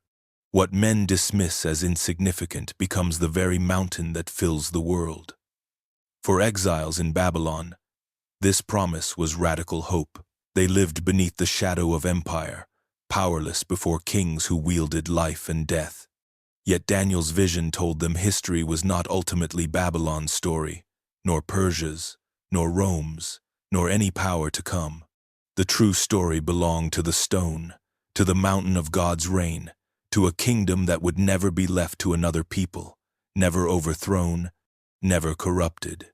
Generations to come would see in this stone the Messiah, humble in birth, without earthly crown, rejected by rulers yet destined to inherit all nations. They would see in his teaching and sacrifice the beginning of that mountain, spreading not through armies but through faith, not through conquest but through hearts transformed. Daniel saw the outline of it centuries before, the vision of a kingdom that would not fade like chaff but endure like the mountain that fills the earth. The statue gleamed but fell. The stone seemed small but grew. Such is the pattern of history under God's hand. Human pride collapses into dust, but his kingdom rises without end. In the strike of the stone lies the final word, not destruction alone but the promise of a reign everlasting. In the last years of his life, Daniel was given a vision that surpassed all others in weight and wonder. He had seen statues topple, beasts rise and fall, horns exalting themselves only to be broken, but now the veil was drawn back further, to the very end of days. He stood by the river, trembling, when a figure clothed in linen, radiant as lightning, lifted his hands toward heaven and swore by him who lives forever that a time of trouble was coming unlike anything the world had ever known. Kings would clash, nations would rage, and the covenant people would be caught in the storm. Yet beyond the terror shone a hope brighter than the fire of empires. Deliverance was promised, written in the book of life, guaranteed by heaven itself. Daniel was told that many who slept in the dust of the earth would awake, some to everlasting life, others to shame and contempt. Here, for the first time in Israel's scriptures, resurrection was spoken not as metaphor but as destiny. Death itself, the ancient tyrant, would not hold the final word. Those who had suffered, those who had kept faith when beasts roared and kings raged, would rise like stars to shine forever and ever. History's cruelty would not be the end. Justice would reach beyond the grave. But the vision was not left wholly open. A book was presented, a scroll of mystery, sealed until the time of the end. Daniel longed to understand, but the words were closed, preserved for a future generation. "Go your way, Daniel," the messenger said, "for the words are shut up and sealed until the time of the end. Many shall be purified, made white and refined, but the wicked shall act wickedly. None of the wicked shall understand, but the wise shall understand." It was both comfort and burden. Daniel was entrusted with secrets, yet denied their full meaning. He was told of appointed times, of days counted out in measures precise. But the puzzle was left unfinished, a prophecy meant not only for him but for those who would come long after. The old prophet, who had stood in Babylon's courts and seen visions that bent the span of empires, now received a glimpse of eternity itself. His body was frail, his exile long, yet heaven called him greatly loved and promised him rest until his lot was fulfilled at the end of days. The visions ended, the messengers departed, and Daniel was left with silence yet not despair. He carried within him the assurance that though kingdoms would rage and times of trouble would come, the sealed book testified that God's plan was not broken, only hidden. The stone would strike, the dead would rise, and the Ancient of Days would set all things right. Daniel's story closed not with triumph on earth, but with hope beyond it, a vision vast enough to embrace both history and eternity. The visions had poured forth like a river too strong for one man to contain. Daniel had seen empires like beasts, the proud horns of kings, the abomination that desecrates, and the stone that crushes all. He had glimpsed a time of distress unlike any before, and even resurrection itself, the dust of the earth stirred to life by heaven's command. Yet when his heart strained to grasp the fullness of it, the voice of the messenger came like a barrier. But you, Daniel, shut up the words and seal the book, until the time of the end. The command carried both comfort and frustration. Daniel had been entrusted with visions that stretched beyond his own exile, beyond Persia, beyond Greece, beyond Rome, reaching into days when history itself would shudder. Yet he was told not to explain, not to open, but to close, to preserve the words like seeds hidden in the ground until the appointed season. The knowledge was not wasted, it was waiting. It belonged not only to him, but to generations unborn who would read and wonder when their own age trembled under beasts and horns. In that sealing was a paradox. Prophecy revealed, yet concealed, spoken, yet hidden. The words were written, but their meaning remained veiled, locked away until the wise of another time would discern them. Daniel had spent his life interpreting dreams for kings, unsealing mysteries of gold and iron, fire and famine. Now, at the end of his days, he was given a vision he could not interpret fully, and told that heaven itself had determined the timing of its unveiling. Truth was not absent.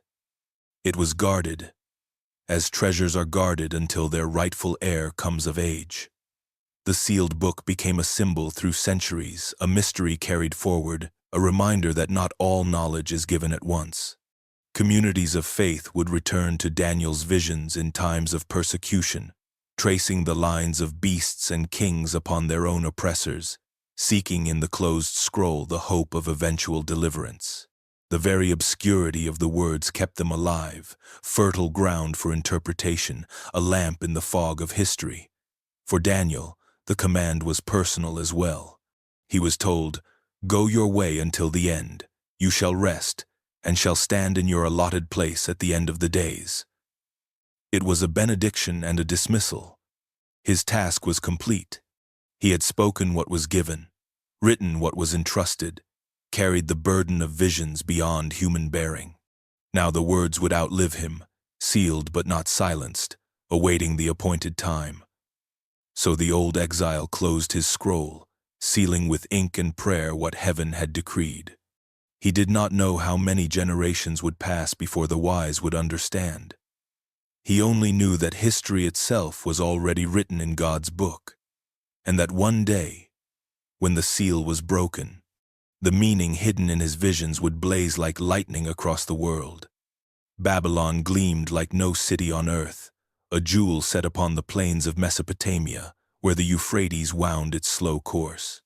Towering walls enclosed its streets, broad enough for chariots to race side by side. Hanging gardens, one of the wonders of the world, rose in terraced splendor, their greenery defying the arid land around them. Temples soared upward, each ziggurat a mountain of stone meant to bridge earth and heaven. Gold and precious metals adorned its palaces, reflecting the fire of the sun across the desert horizon. For the exiles of Judah who first beheld it, the sight was overwhelming, a vision of human glory so vast it seemed eternal. This was the golden head of Nebuchadnezzar's dream, a kingdom unmatched in its brilliance. Babylon stood not only as a city but as an empire, commanding nations with a gaze as stern as its kings. Its armies had swept across the Near East, breaking walls that had stood for centuries, dragging peoples into captivity, and rewriting the political map of the world. From the ruins of Jerusalem to the distant reaches of Egypt, its name carried fear and awe alike. It was the embodiment of power, wealth, and order imposed by conquest. Yet within its splendor lay the seeds of prophecy. Gold is radiant, but it is soft, unable to endure the weight of time. Babylon's brilliance was never meant to last forever. Daniel, standing before Nebuchadnezzar, declared that the king himself was the head of gold, his empire unmatched in majesty. But the image was not eternal. It was the beginning of a sequence. Other kingdoms would follow, less splendid, perhaps, but more enduring, stronger in teeth if not in sheen. Babylon's place in the vision was exalted, but it was only the first act in a drama written by heaven. For the people of Judah, Babylon represented both punishment and prophecy. The city's grandeur was a stark reminder that their own temple, once considered unshakable, lay in ruins because they had forsaken the covenant. Yet Daniel's visions also revealed that Babylon's reign, however mighty, was bound by divine decree. Its gold was borrowed glory, granted by the Ancient of Days, who would just as surely take it away. When Belshazzar later lifted the sacred vessels of the temple in drunken mockery, the writing on the wall sealed the truth. Babylon's brilliance could not protect it from judgment. The golden head shone brightly, dazzling the world, but it was never the foundation. Babylon was a city of pride, a tower reaching for heaven, echoing Babel of old. And like Babel, it would fall. Still, its memory endured, a symbol of wealth and arrogance, of power untempered by humility. The prophets saw it clearly. Babylon's glory was real, but fleeting, destined to yield to silver, bronze, iron, and finally to dust before the stone cut without hands. Its rise was magnificent, its role prophetic, and its fall inevitable. When Babylon's brilliance dimmed, a new power rose from the east, not golden but silver, strong and enduring. The Medes and Persians, once scattered tribes across rugged mountains and wide plateaus, united under the banner of Cyrus the Great. His armies moved swiftly, not only with weapons but with policies that won hearts as much as battles. Babylon, thought to be unconquerable, fell to him almost without resistance. In a single night, the golden head gave way to the silver chest, as Daniel had foretold before kings who mocked the words. Cyrus stood apart from the rulers before him. Where Babylon had plundered and deported, Cyrus decreed release. He allowed exiles to return to their lands, their temples rebuilt, their gods restored. For the people of Judah, this was no mere political shift, but divine fulfillment. Isaiah had named Cyrus long before his birth, calling him God's anointed. Under his edict, Jerusalem stirred again with hope, and the temple foundations were laid afresh. The Silver Empire bore within it not only military might but a strange mercy woven into its rule. Yet Persia was more than Cyrus alone. Darius, who came after, organized the vast realm into satrapies, regions bound together by order and law. It was under his reign that Daniel faced the lion's den, a story etched forever into the memory of the faithful. The Persian system of governance proved strong, spreading roads across the empire, standardizing weights and measures, binding distant peoples into a single body. Silver, after all, is less dazzling than gold, but more workable, more practical, forged into durable forms that last. Daniel's visions captured this difference. The chest and arms of silver followed the golden head, not as splendid but broader, stronger, reaching across more territory. In the visions of beasts, Persia was the ram pushing west and north and south, no animal able to stand before it. Its horns symbolized its dual nature. Medes and Persians together united in strength but destined to be challenged. For in time, even the ram would fall before a swifter, sharper power. Still, Persia's place in prophecy was more than passing dominance. It represented a bridge, a hinge of history. Under its kings, the Jewish people were restored to their land, their scriptures copied and preserved, their identity strengthened even in dispersion. The silver chest may not have gleamed like gold, but it carried a legacy of endurance. When the prophets spoke of kings raised and humbled, Persia's rise stood as proof that heaven's decree governed history as surely as armies governed empires. The Silver Empire shone with less splendor than Babylon, yet its strength carried farther. It shaped the world with law and order, with roads that stitched continents together, with a vision of rule that outlasted the fleeting brilliance of gold. It was the chest of silver in Nebuchadnezzar's dream, an empire both mighty and merciful, destined to rule until the next vision stepped from the shadows of history. From the rugged hills of Macedon came a youth who would change the shape of the world. Alexander, son of Philip, inherited more than a throne. He carried a vision of conquest that seemed almost divine in its urgency. At 20, he led his armies across the Hellespont, and within a decade he had shattered the mighty Persian Empire, which had stood for 2 centuries. His campaigns were like thunderbolts, swift and decisive, striking across Asia Minor, Egypt, Mesopotamia, and into the far reaches of India. Cities fell before him as though destiny itself marched in his ranks. Wherever he went, he left behind not only garrisons but a new culture, binding east and west in the strange fusion we call Hellenism. Daniel had seen it long before, in the vision of the goat charging from the west, moving so quickly its feet barely touched the ground. With a single horn it struck down the ram, casting Persia to the dust. The prophecy was vivid, the fulfillment unmistakable. Greece under Alexander was that goat, unstoppable, fierce, and brilliant. His bronze armor glinted under the sun, and like the bronze belly of Nebuchadnezzar's statue, his empire was broad, girding the known world in a new unity. But Alexander's greatness carried within it the seeds of fragility. At the height of his power, at just 32 years of age, he fell in Babylon, struck not by armies but by fever. The great horn was broken, just as Daniel had foretold, and from its stump arose 4 smaller horns, his generals, who carved his empire into pieces. Seleucus in the east, Ptolemy in Egypt, Cassander in Macedon, and Lysimachus in Asia Minor. The single empire became many, weaker, divided, yet still echoing with the bronze legacy of their fallen leader.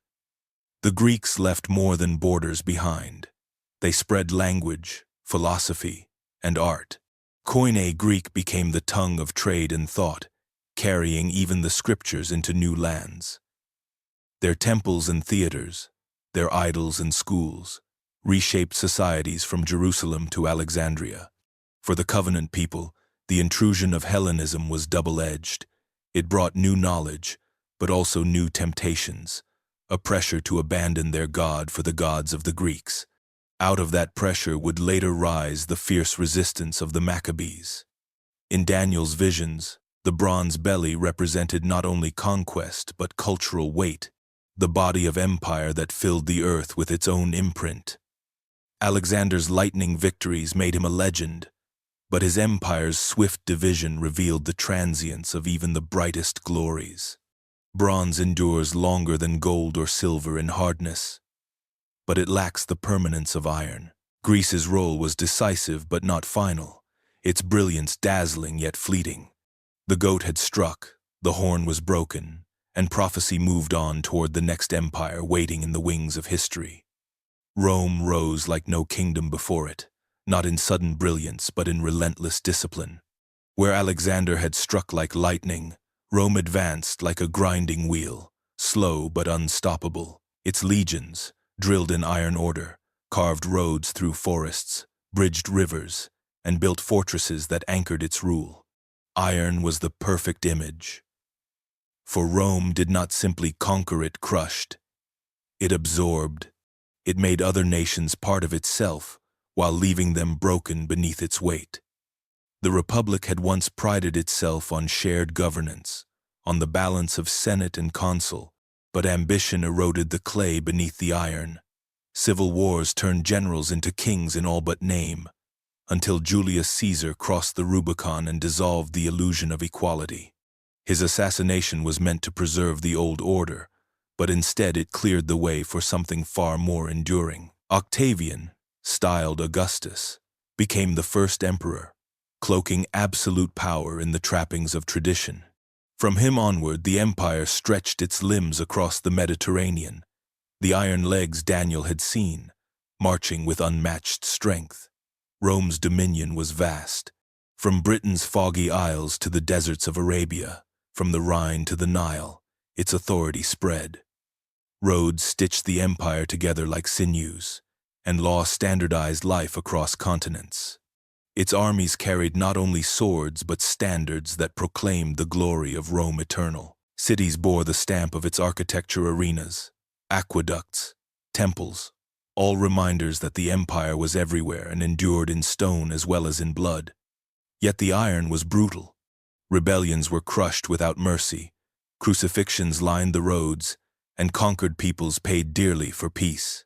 Judea felt its weight most bitterly. Herod's throne balanced on Roman favor. Taxes drained the land, and the temple itself stood under the shadow of foreign eagles. In time, when zealots rose, Rome's iron fist obliterated Jerusalem, razing the sanctuary and scattering the people to the winds. No empire before had wielded such strength, and none had seemed so invincible.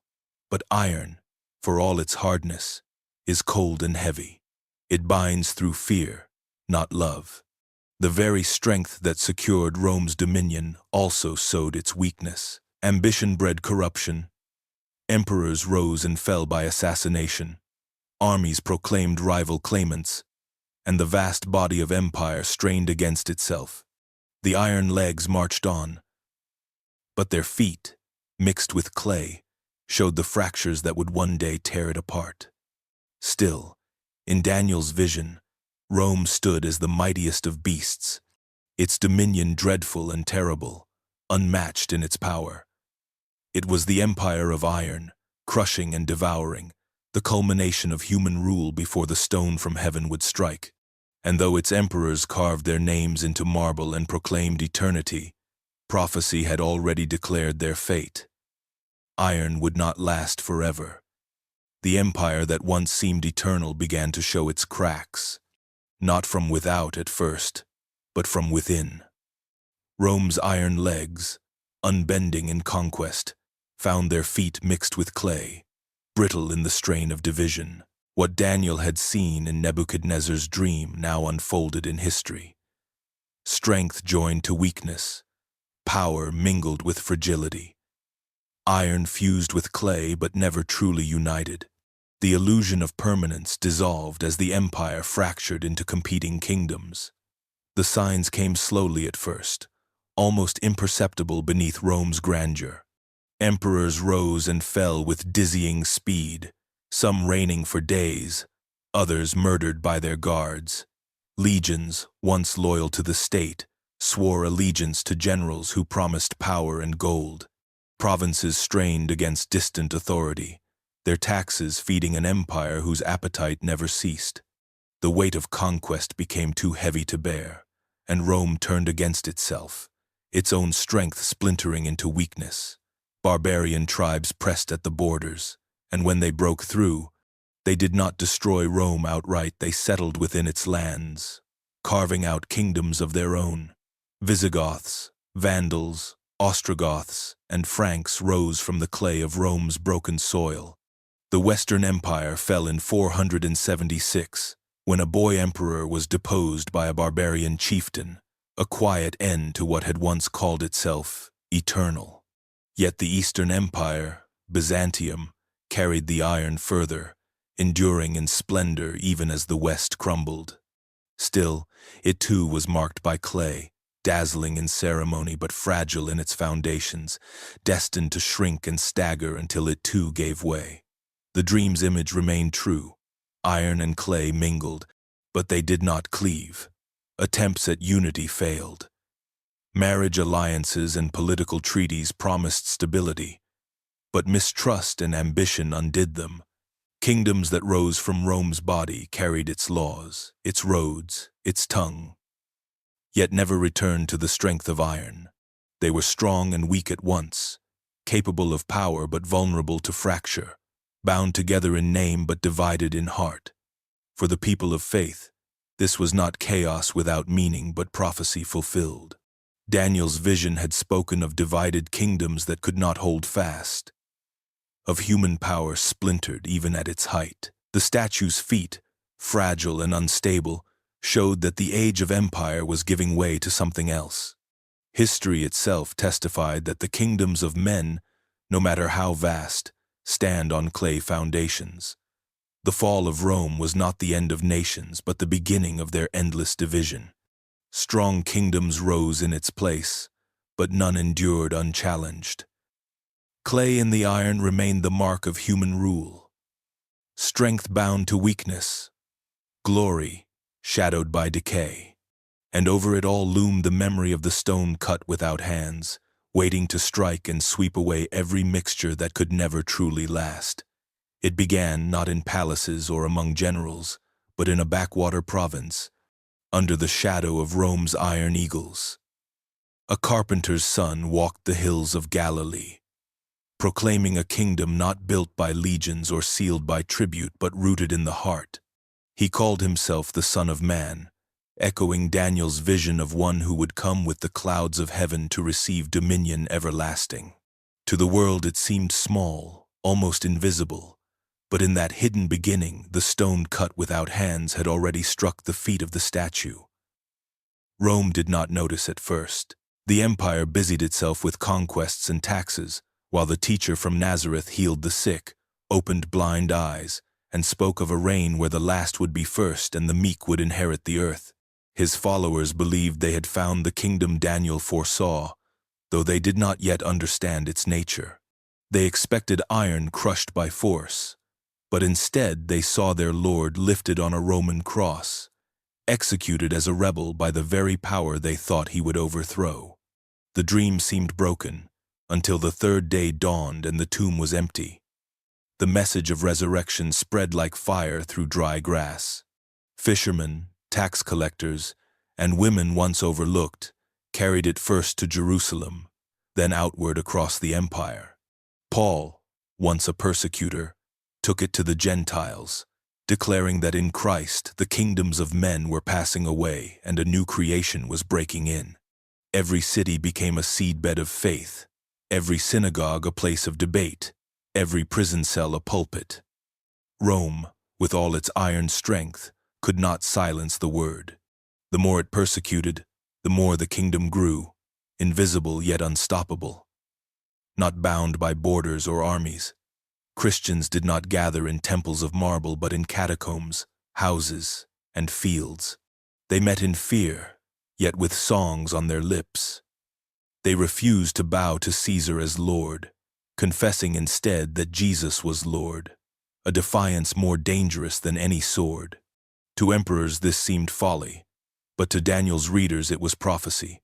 The Son of Man, given dominion by the Ancient of Days, building a kingdom that outlasted beasts and idols. In time, Rome itself bowed.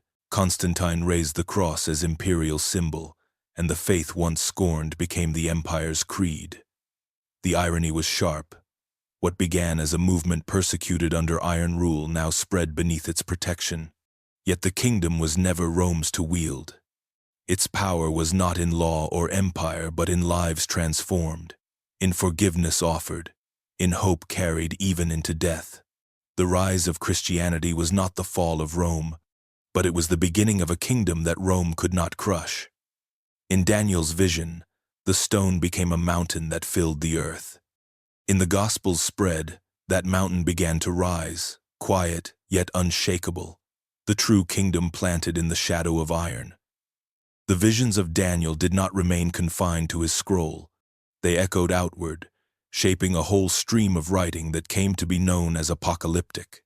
In a world where empires rose and fell with crushing weight, men and women of faith sought glimpses beyond the present, reassurance that history's chaos was not the final word.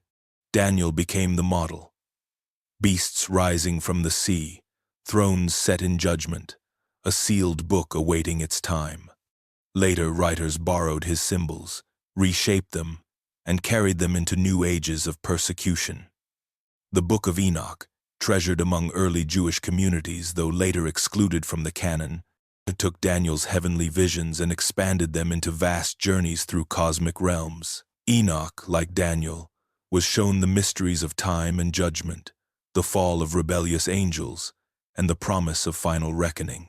The Son of Man figure in Enoch's visions bore striking resemblance to Daniel's prophecy, a messianic deliverer enthroned beside the Ancient of Days, destined to crush evil and vindicate the righteous.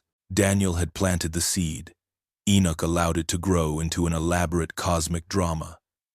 In the days of Antiochus Epiphanes, when the temple lay desecrated and faithful Jews were martyred for their devotion, Daniel's imagery burned like fire in the hearts of the oppressed.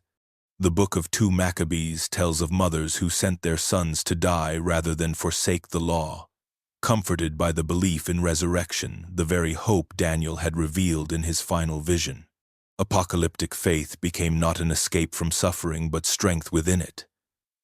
The assurance that those who fell under the sword would rise again, that empires could not erase what God had decreed.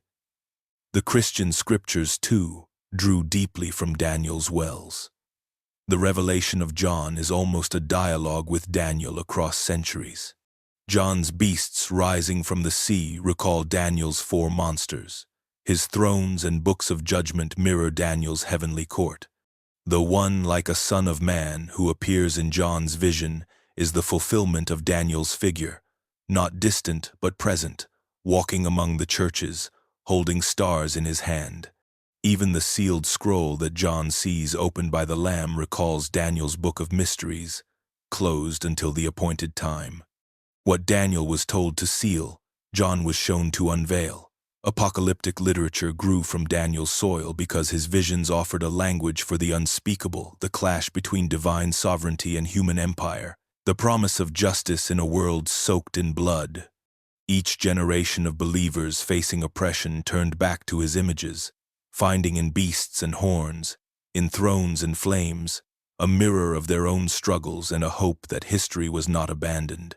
Daniel's voice became the foundation of a tradition that refused to let tyranny have the last word. Through Enoch, through Maccabees, through Revelation, his visions carried forward, whispering to each age, "The Ancient of Days still rules, and the kingdom of the Son of Man is nearer than it seems." In the dry caves above the Dead Sea, hidden for nearly 2,000 years, fragments of parchment revealed how Daniel's visions lived on long after his time. The sect that gathered at Qumran, often linked to the Essenes, treasured his words with a fervor that matched their apocalyptic outlook. Among the scrolls, Daniel's book appeared more frequently than most others, a sign of its centrality. To these desert dwellers, who had withdrawn from what they saw as a corrupt Jerusalem priesthood, Daniel was not a distant prophet but a guide to their own age, a code through which history's meaning could be read. They copied his visions carefully, sometimes adding commentaries that turned symbols into names, beasts into kings, timelines into calculations. The 4 kingdoms of Daniel's statue and beasts were not abstract to them. They were Rome and its predecessors, the oppressors who trampled Israel underfoot. They saw themselves in Daniel's fastings and prayers, the righteous remnant clinging to God's covenant while waiting for deliverance. The wise who would shine like stars in Daniel 12 they interpreted as their own community, set apart to preserve purity until the end came. In their writings, echoes of Daniel's sealed book appear often. They believed they were living in the time when the hidden meanings would finally be disclosed. Their teacher of righteousness, a leader whose identity remains debated, was presented as one who unveiled mysteries sealed from the foundation of the world. Like Daniel, he interpreted visions and disclosed God's timetable, guiding the faithful through persecution under foreign rule. The Dead Sea Scrolls thus show Daniel's book not only read but lived, shaping a community's very identity. The Qumran sect linked Daniel's prophecies with their own expectation of cosmic war.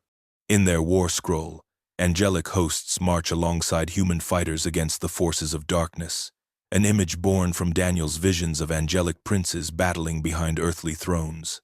To them, Rome was not merely a political enemy, but the embodiment of Daniel's final beast, the monstrous power that must be crushed before God's kingdom would dawn. Most striking is their use of Daniel's timeline prophecies, the 70 weeks, the appointed times and days. The community seems to have calculated history's course, aligning their own generation with the climax Daniel foresaw. They believed they stood on the brink of the end, the moment when the sealed book would at last open and resurrection and judgment would sweep across the earth. In the caves, preserved by desert air, the fragments testify that Daniel was no marginal figure but a prophet of urgent relevance.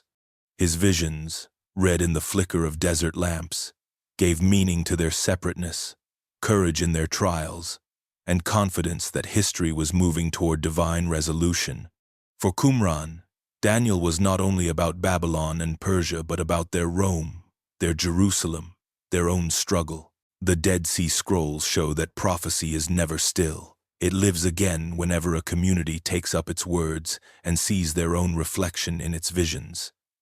When Jerusalem lay under foreign rule and the people of God longed for freedom, it was Daniel's visions that gave shape to their hope. The prophets had spoken of restoration before, of a Davidic king who would bring justice, but Daniel added sharper contours, more vivid images of what deliverance might look like.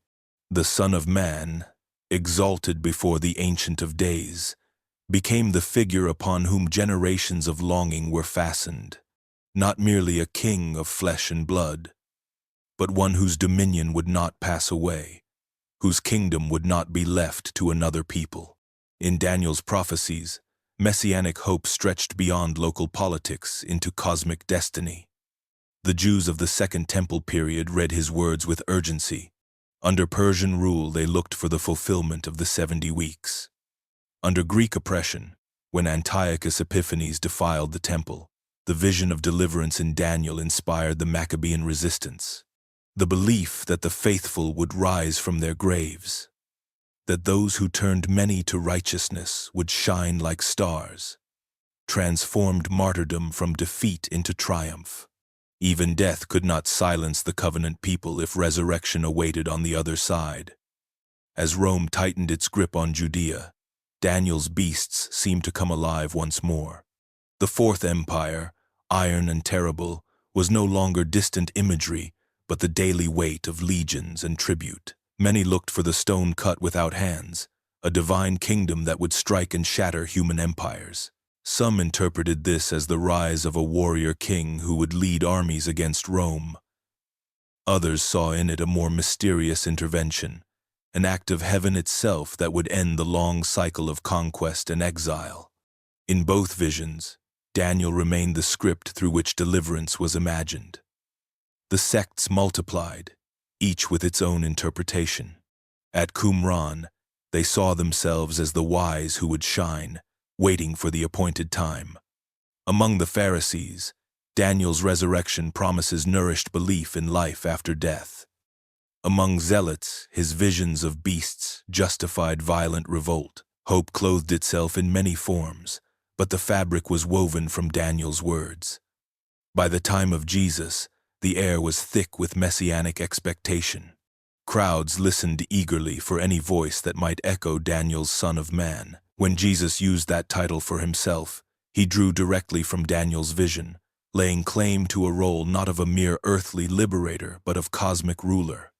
His followers came to believe that Daniel's prophecies were not only about empires past, but about the kingdom of God breaking into the present. Daniel's influence thus stretched across centuries, feeding a hope that never died even in exile, defeat, or oppression. His visions gave Israel the conviction that history was not drifting aimlessly but moving toward a divine conclusion. The Messiah would come, and when he did, every beast would fall, every empire crumble, and the people of God would inherit a kingdom without end. When Jesus walked the hills of Galilee and spoke to the crowds in parables, he reached again and again for the language of Daniel. Of all titles he might have chosen, it was Son of Man, he claimed most often for himself. To his hearers, steeped in the scriptures, this was not merely a humble way of saying human being. It was Daniel's figure of heavenly authority, the one who came with the clouds, entrusted with dominion that would never end. Every time Jesus spoke those words, he was invoking a vision his listeners knew well. The Ancient of Days handing rule to one like themselves, yet more than themselves, a Son of Man who represented humanity raised to glory. Daniel also supplied Jesus with language for warning. When he spoke of coming trial, he used the phrase, the abomination of desolation, words first uttered in Daniel's visions of Antiochus Epiphanes. The memory of that desecration, the altar to Zeus in God's own temple, remained seared into Jewish identity. By invoking it, Jesus cast his prophecy forward, warning of another devastation that would scar the holy place. His disciples, hearing this, understood that history was repeating itself. As Antiochus had defiled, so too would Rome's armies bring ruin, a fulfillment of Daniel's words in yet another age. In the Gospels, the connection grows clearer at each turn. When Jesus stood before the high priest, accused and bound, his reply pierced the silence. You will see the Son of Man seated at the right hand of power and coming with the clouds of heaven. It was Daniel's prophecy, spoken as present reality. The court thought him guilty of blasphemy, but he was revealing himself as the very figure Daniel had foreseen, the human exalted to divine authority. The kingdom of God, embodied in flesh.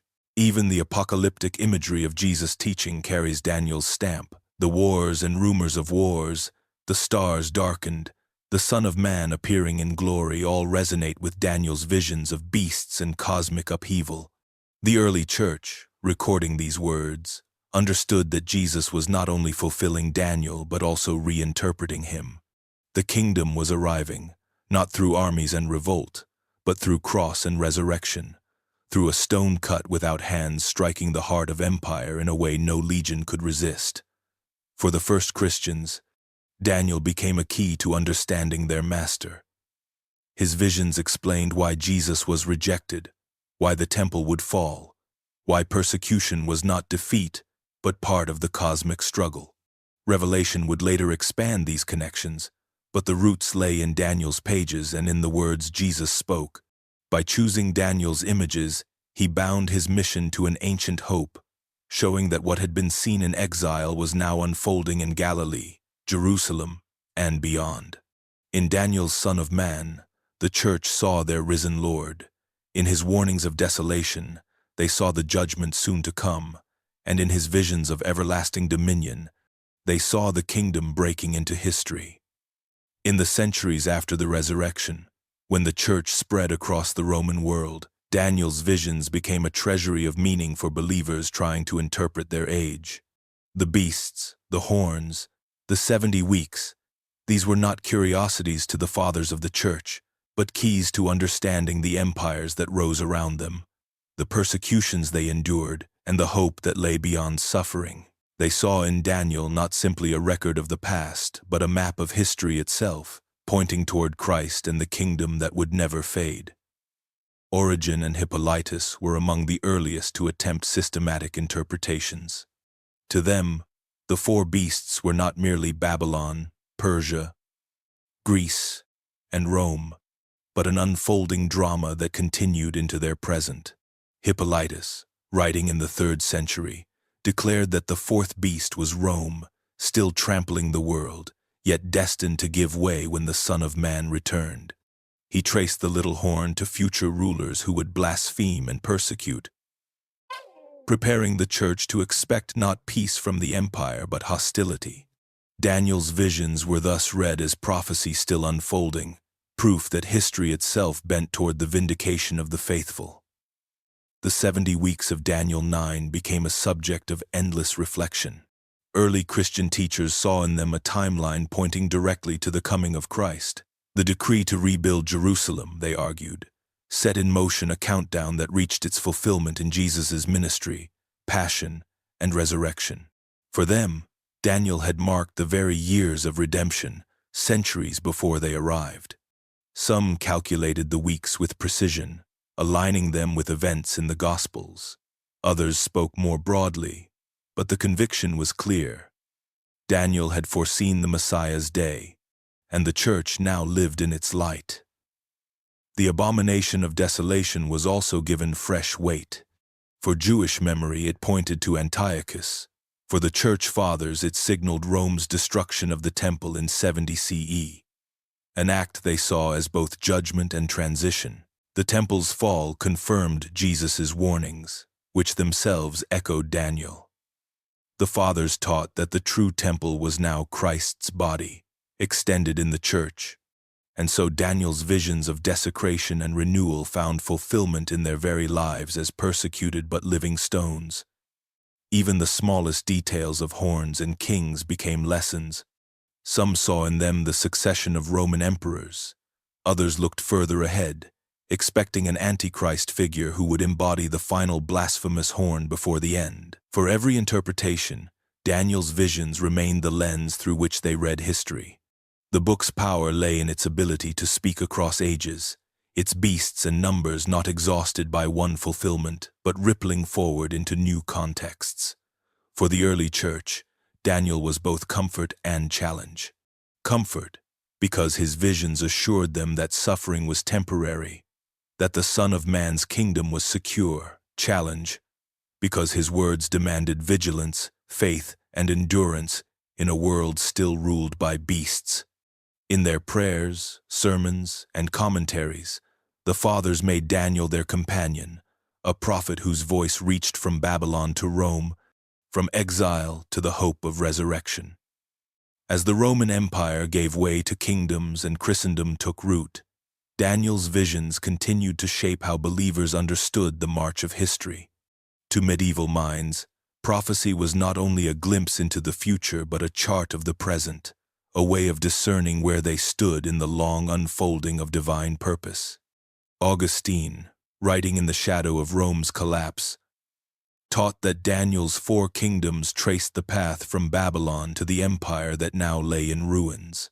For him, Rome's fall was no disaster for the church, but rather confirmation that earthly powers come and go while the city of God endures. The stone cut without hands was already at work, the eternal kingdom advancing not with armies but with faith spread across nations. Yet Augustine's restraint did not silence the yearning to read Daniel as a calendar of history. Monks, preachers, and scholars pored over the 70 weeks. The little horn, the time, times, and half a time, seeking to match them with emperors, popes, and wars. Each generation found in Daniel's visions a mirror of its own crises. The invasions of Goths and Huns, the rise of Islam, the struggles of Christendom, all seemed to fit within the pattern Daniel had revealed. Prophecy became not only comfort, but compass, orienting the faithful in turbulent centuries. By the 12th century, a new voice gave Daniel's visions fresh power. Joachim of Fiore, an abbot with mystical insight, taught that history moved in 3 great ages: the age of the Father, the age of the Son, and the age soon to dawn, the age of the Spirit. For him, Daniel's prophecies marked the progression of these epochs, each kingdom not merely a political empire but a stage in divine revelation. He read the beasts and weeks not as shadows of the past alone but as milestones on the road to an imminent transformation. In Joachim's vision, the final age would be one of spiritual freedom, when the church itself would be renewed, and the wisdom of Daniel would be fully unveiled. Such interpretations electrified medieval Europe. Crusaders marching east saw themselves battling Daniel's beasts. Reformers within the church invoked the abomination of desolation to describe corruption in Rome. Mystics dreamed of the Son of Man returning in clouds to sweep away injustice. Even common folk, hearing sermons in village churches, learned to see famine, war, and plague not as random but as part of the prophecy Daniel had long ago received. Daniel's visions had become history's map, the great narrative into which every event could be placed. Whether read with Augustine's sober caution or Joachim's fiery expectation, the book provided both explanation and anticipation. The iron and clay of kingdoms continued to crumble, but the faithful believed that behind the chaos was the Ancient of Days, guiding history toward a kingdom no empire could erase. In medieval thought, Daniel's voice was not locked in the past, it was alive, unfolding, and waiting still for its consummation. In the lands where Islam spread, Daniel's name did not vanish with the rise of the Quran. Though not a prophet directly named in its verses, Jewish and Christian traditions carried into the Islamic world preserved his memory, and Muslim scholars and storytellers wove him into their own tapestry of sacred history. In Baghdad, Damascus, and Cairo, interpreters discussed the ancient seer whose visions of empires still seem to echo across their world. The figure of Daniel, the wise exile who read dreams and unveiled mysteries, became both a point of reverence and a window into the continuity of God's dealings with humanity. Stories circulated of Daniel's tomb, said to lie in Susa or Kirkuk, visited by rulers who sought blessing from the one who had spoken of kingdoms long before theirs. In the popular imagination, he was a prophet of foresight, a man whose prayers turned famine aside and whose counsel guided kings. Scholars, however, engaged more carefully with his writings, transmitted through Jewish and Christian texts that entered the libraries of Islam. They recognized in Daniel's visions a chart of empire that paralleled their own sense of history. Babylon, Persia, Greece, and Rome, each rising and falling in turn, paving the way for the final kingdom of God. Some Muslim historians identified the four kingdoms as a prophecy that reached its climax in Islam itself, the last and truest revelation. For them, the stone cut without hands was not a symbol of the church but of the Quran and the community that bore it, a divine work that overthrew idols and endured beyond the mightiest empires. The beasts Daniel described were read as the arrogance of past nations, undone so that the message of the Prophet Muhammad might stand unchallenged.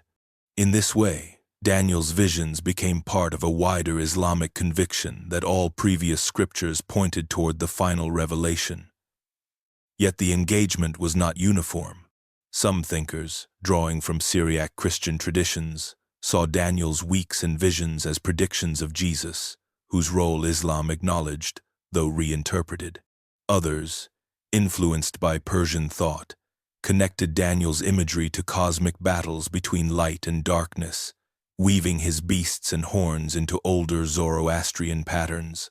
In all cases, Daniel's words were not discarded but absorbed, interpreted through new lenses that made them speak afresh to Muslim audiences. For mystics, Daniel's ascent and visions of thrones and angels found echoes in Sufi journeys of the soul. They saw in his encounters not just predictions of earthly empires but glimpses of divine order behind appearances. His role as dream interpreter resonated strongly in a culture that prized visions and their meanings. To them, Daniel stood alongside Joseph as one who pierced the veil of night to reveal the will of God.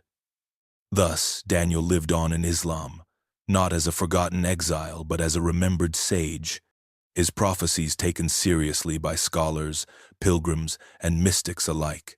His visions, refracted through Islamic belief, confirmed what Muslims already held true, that history bends toward divine sovereignty, and that empires, however great, exist only until the kingdom of God breaks through.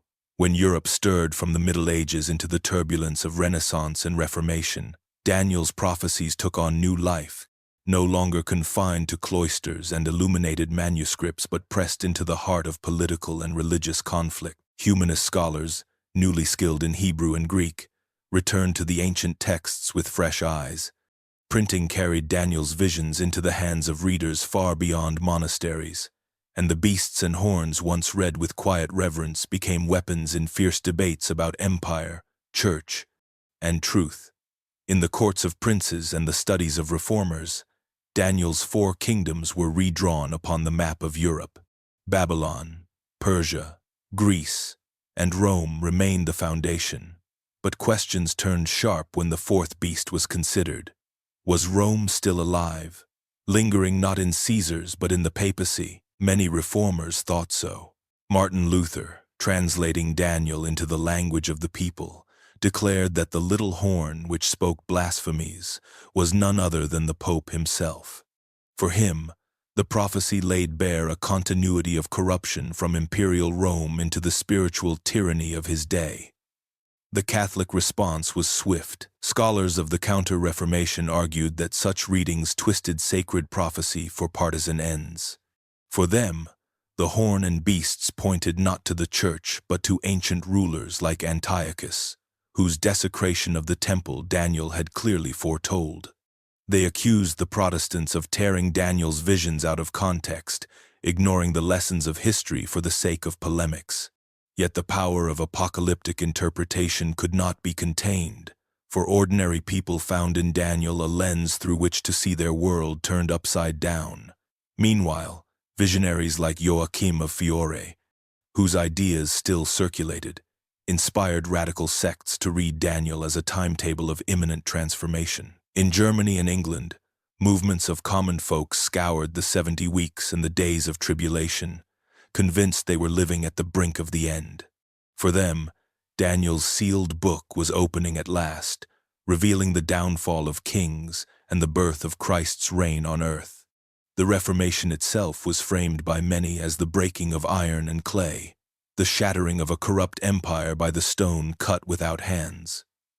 Artists and poets of the Renaissance, too, found in Daniel's imagery material for imagination. In frescoes and engravings, beasts rose from the sea, thrones blazed with fire, and the Son of Man descended in clouds, a reminder that human splendor stood always under judgment. Prophecy became art. But it was never merely decoration. In every brushstroke, Daniel's visions warned that no pope, no emperor, no prince could claim eternal dominion. In this age of upheaval, Daniel ceased to be only a book of comfort for the persecuted. It became a battlefield text, a standard raised in the wars of pamphlets and pulpits. His ancient words, once whispered in exile, thundered across Europe as both Catholics and Protestants claimed him for their cause. History itself seemed to unfold as he had seen it. Kingdoms rising and falling, horns speaking great boasts, and the faithful waiting for the Son of Man to inherit all dominion. Out of the fires of the Reformation emerged a way of reading Daniel that would dominate Protestant thought for centuries. It came to be called historicism, the conviction that Daniel's prophecies were not confined to ancient kingdoms but stretched like a panorama across the whole sweep of history. Each beast, each horn, each number was mapped onto the unfolding of empires, councils, and rulers, creating a timeline that reached from Babylon's splendor to the end of days. For Protestants struggling against the authority of Rome, this approach gave more than comfort, it gave a weapon of certainty, a claim that history itself testified to their cause. The 4 beasts of Daniel 7 were explained as Babylon, Medo-Persia, Greece, and Rome.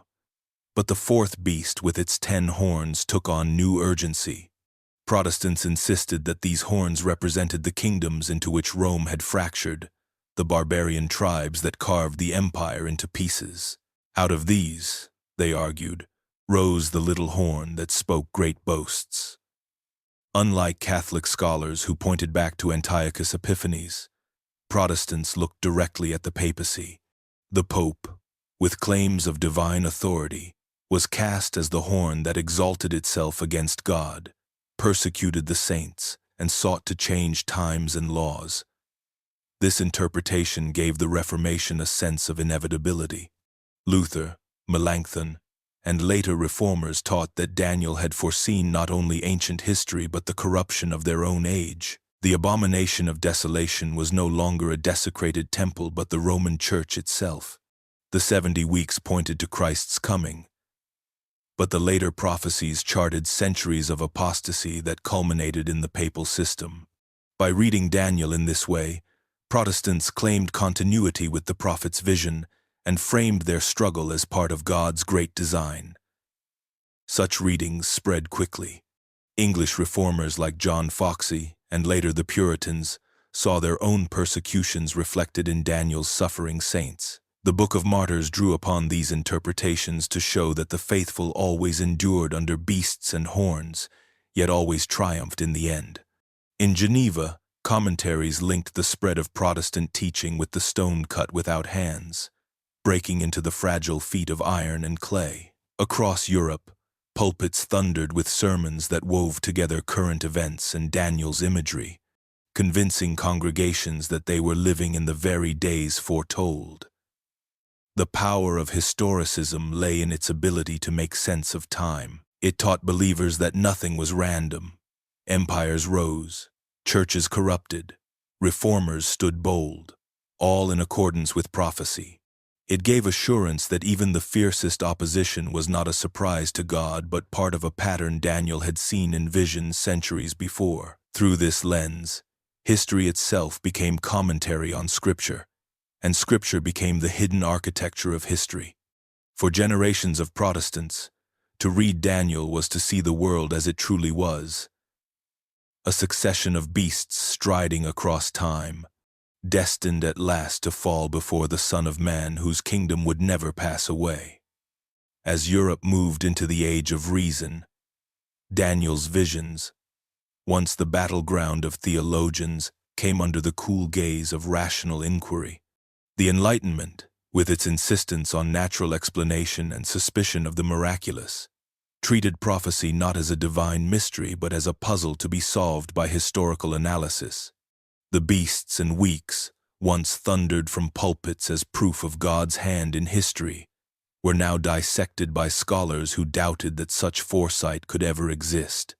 To them, Daniel was less seer than historian and author looking backward, cloaking recent events in the language of prediction.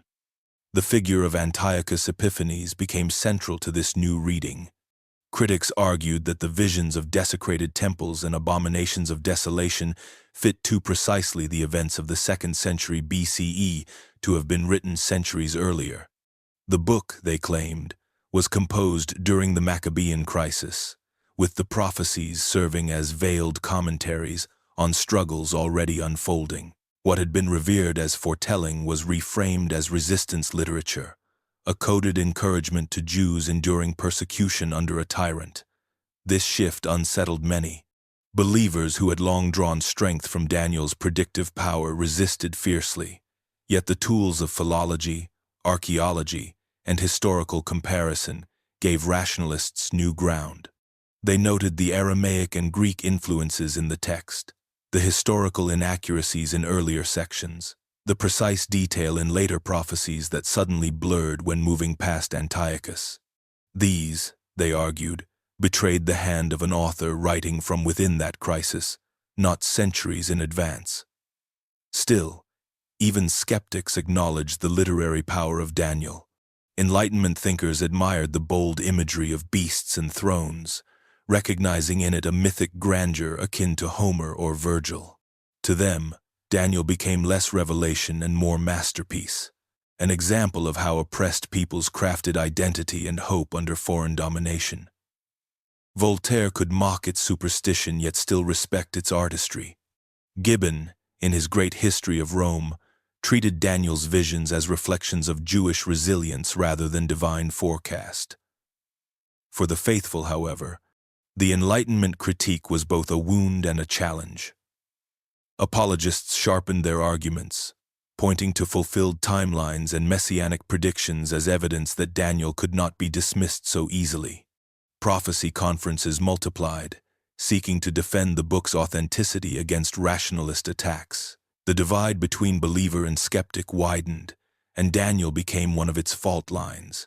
To affirm its predictive nature was to affirm the supernatural itself, while to deny it was to align with a universe governed only by human reason and historical chance. Thus, in Enlightenment eyes, Daniel was transformed. No longer primarily a map of future empires, it became for some a relic of the past, for others a battlefield in the clash between faith and reason.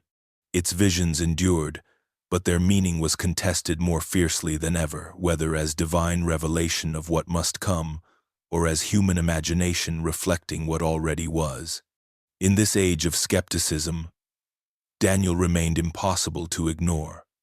The 19th century burned with expectation. Across Europe and America, revival swept through churches and countryside alike, and with revival came renewed obsession with Daniel's sealed words. If the Enlightenment had stripped prophecy down to history, the new century clothed it again in urgency. Preachers with pocket Bibles and fiery conviction pored over Daniel's weeks and days, drawing timelines on chalkboards, tracing beasts into the headlines of their own newspapers. For them, the time of the end was no distant abstraction, it was now, and Daniel was their guide. In America, the figure of William Miller loomed large. A farmer turned preacher, he combed through Daniel 8:14, unto 2,300 days. Then shall the sanctuary be cleansed, and concluded the prophecy pointed to the imminent return of Christ. With painstaking calculation, he declared the year 1,844 as the appointed moment when heaven would intervene. Tens of thousands believed him. Ordinary men and women sold farms, abandoned businesses, and waited in fields dressed in white garments, convinced Daniel's numbers had at last yielded their secret. When the day passed in silence, their heartbreak became known as the Great Disappointment. Yet from its ashes arose movements like the Seventh-day Adventists, who continued to see Daniel's visions as the framework of history. Across the Atlantic, similar fervor stirred. In Britain, prophetic conferences drew bishops, scholars, and lay believers together to map Daniel's beasts onto the rise and fall of Napoleon, the reshaping of Europe, and the crumbling of the Ottoman Empire. Some linked the little horn to the papacy, others to revolutionary leaders, but all agreed the clock of prophecy was nearing its final toll. The stone cut without hands was already in motion, and the kingdoms of men were trembling. Daniel's timelines became the scaffolding of millennial hope. Charts hung in meeting halls, showing the 70 weeks stretching toward Calvary, the 1,260 days pointing to papal supremacy, the 2,300 days closing in on the 19th century. To believers, these were not abstractions but proofs that God had written history in advance, that even the storms of their age were chapters in a book already opened. The disappointment of failed predictions did little to quench the appetite. Instead, they refined interpretations, adjusted calculations, and pressed forward with renewed faith that the sealed words were unsealing in their own day. The wider culture often mocked these movements, yet their influence endured. Out of Daniel's visions, new denominations were born, old ones reshaped, and countless believers lived with a heightened sense of expectancy. The beasts and horns were no longer remote images from exile.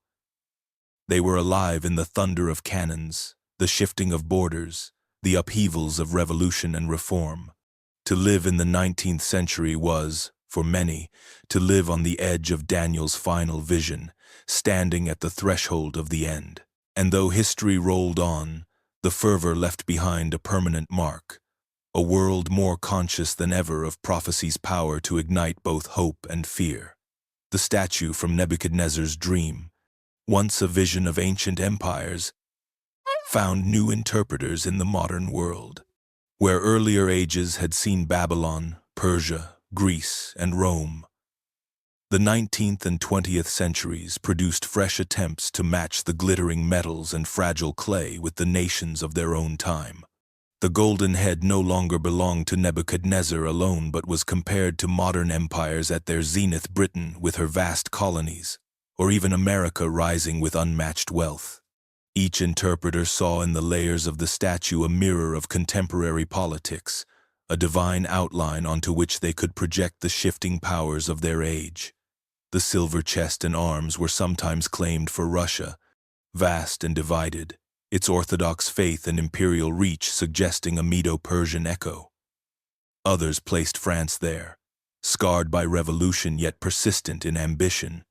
The bronze belly, long identified with Greece, was reimagined as a symbol of intellectual and cultural dominance, tied to nations that prided themselves on philosophy, science, and art. For some, that mantle fell upon Germany, whose thinkers and armies reshaped Europe. For others, the bronze belonged to America, its energy and innovation spreading across the globe. But it was the legs of iron that drew the most speculation.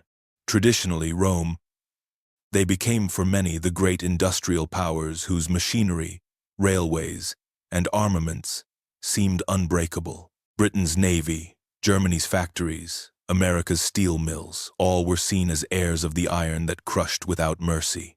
The two legs suggested division, east and west, perhaps even the split between Soviet communism and Western capitalism in the 20th century. The feet of iron mixed with clay became the most ominous image. Fragile alliances of strength and weakness that looked solid but shattered under strain. Commentators saw in them the patchwork of European empires, the League of Nations, and later the uneasy balance of NATO and the Warsaw Pact. The statue's steady decline from gold to clay was read as a parable of civilization itself. Human power glittered and shone, but every layer proved less stable, more corruptible, destined for fracture. The dream spoke to modern anxieties, wars that consumed millions, economies that collapsed overnight, nations that rose boasting eternal rule only to crumble within a generation. Daniel's vision seemed less like distant history and more like an uncomfortably accurate diagnosis of modern pride. And always, looming beyond the metals, was the stone cut without hands. For believers, it was the reminder that no empire, no ideology, no industrial might could stand forever. The kingdoms of men, whether ancient or modern, were destined to collapse. Only the kingdom of God, unseen but growing, would endure. In the roar of world wars and the shifting of superpowers, the statue returned as prophecy made painfully present a warning in gold and silver, bronze and iron, that history's monument was already cracking at the feet. The 19th and 20th centuries were ages of flags and anthems, when peoples who once thought of themselves as subjects of kings began to imagine themselves as nations. Into this surge of nationalism, Daniel's prophecies were read anew, no longer simply as visions of ancient empires but as reflections of modern states vying for destiny. What had been Babylon, Persia, Greece, and Rome became Germany, Britain, France, and Russia. Each interpreter convinced their own nation carried the weight of prophecy. The beasts and metals were not distant symbols, they were living forces shaping the map of the modern world. In Germany, Protestant theologians spoke of Daniel's visions as a testimony to their nation's rising role in history. The bronze belly, long identified with Greece, was claimed for a people who prided themselves on philosophy, music, and science. Some preachers argued that Germany was the true heir to both Hellenic brilliance and Roman discipline, chosen to stand as the bulwark of Christian civilization. Across the Channel, British voices said much the same. To them, the golden head was their empire on which the sun never set, a fulfillment of Daniel's prophecy that a kingdom of unmatched splendor would rule the world before giving way to weaker successors. France, scarred by revolution and Napoleonic dreams, also found itself in Daniel's text. Nationalist writers cast their nation as both beast and redeemer, the power that had shaken monarchies and spread new ideals of liberty. In Russia, Daniel's words resonated differently. The bear of Daniel 7, rising on one side, seemed to many a perfect symbol of their land, vast, lumbering, slow to awaken but unstoppable once stirred. Russian thinkers wove their orthodox faith into the narrative, imagining their empire as the silver chest destined to defend true Christianity against the encroachments of Western Rome. As nationalism hardened into ideology, Daniel's images grew sharper in political rhetoric. Beasts and horns were no longer metaphors for distant kings but insults hurled at rival nations. Prophecy conferences in America during the First and Second World Wars mapped the iron and clay onto shifting alliances of Europe. The fragility of coalitions, the sudden collapse of monarchies, the rise of dictators, these were all seen through Daniel's lens. Each new war was cast as the latest turn of prophecy's wheel, each treaty a temporary patch in the crumbling feet of the statue. For smaller nations, too, Daniel offered meaning. Peoples under colonial rule read themselves into the oppressed saints awaiting deliverance from beasts. Emerging national movements in the Balkans, the Middle East, and Africa saw in Daniel the promise that no empire, however brutal, could endure forever. Just as Babylon and Rome had fallen, so too would the colonial powers that claimed permanence. Daniel's book, born in exile, spoke powerfully to nations imagining themselves anew.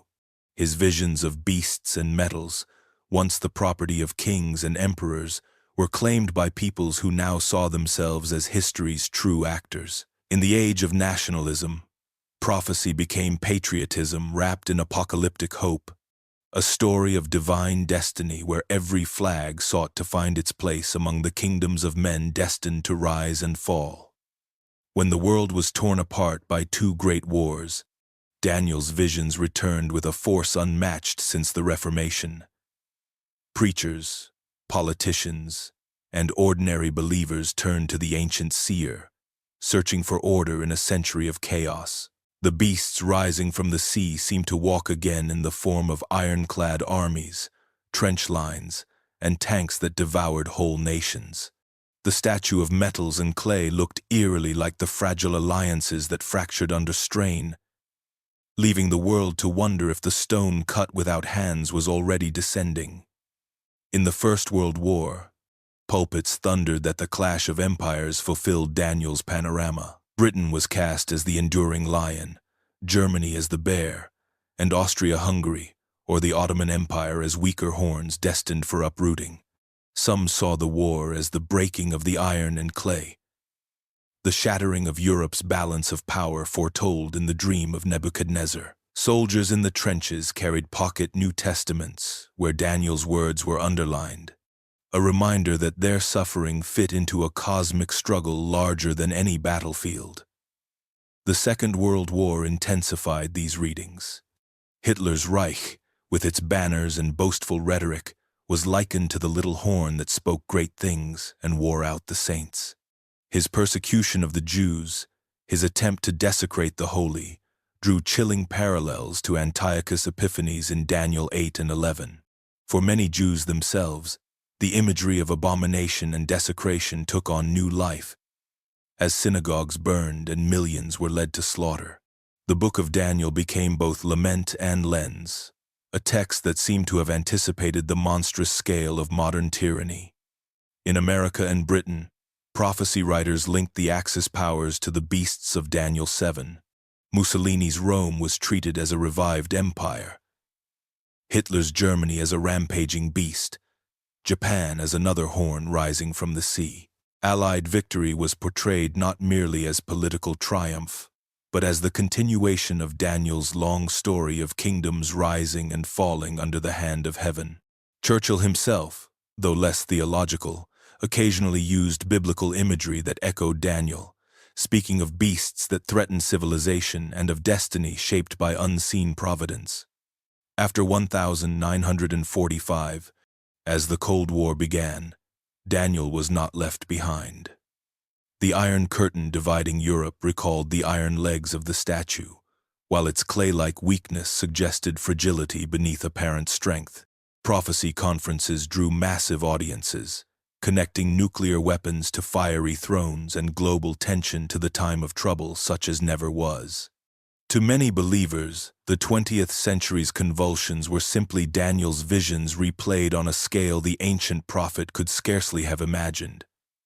Thus, in the era of world wars, Daniel was not a relic of exile, but a living interpreter of catastrophe.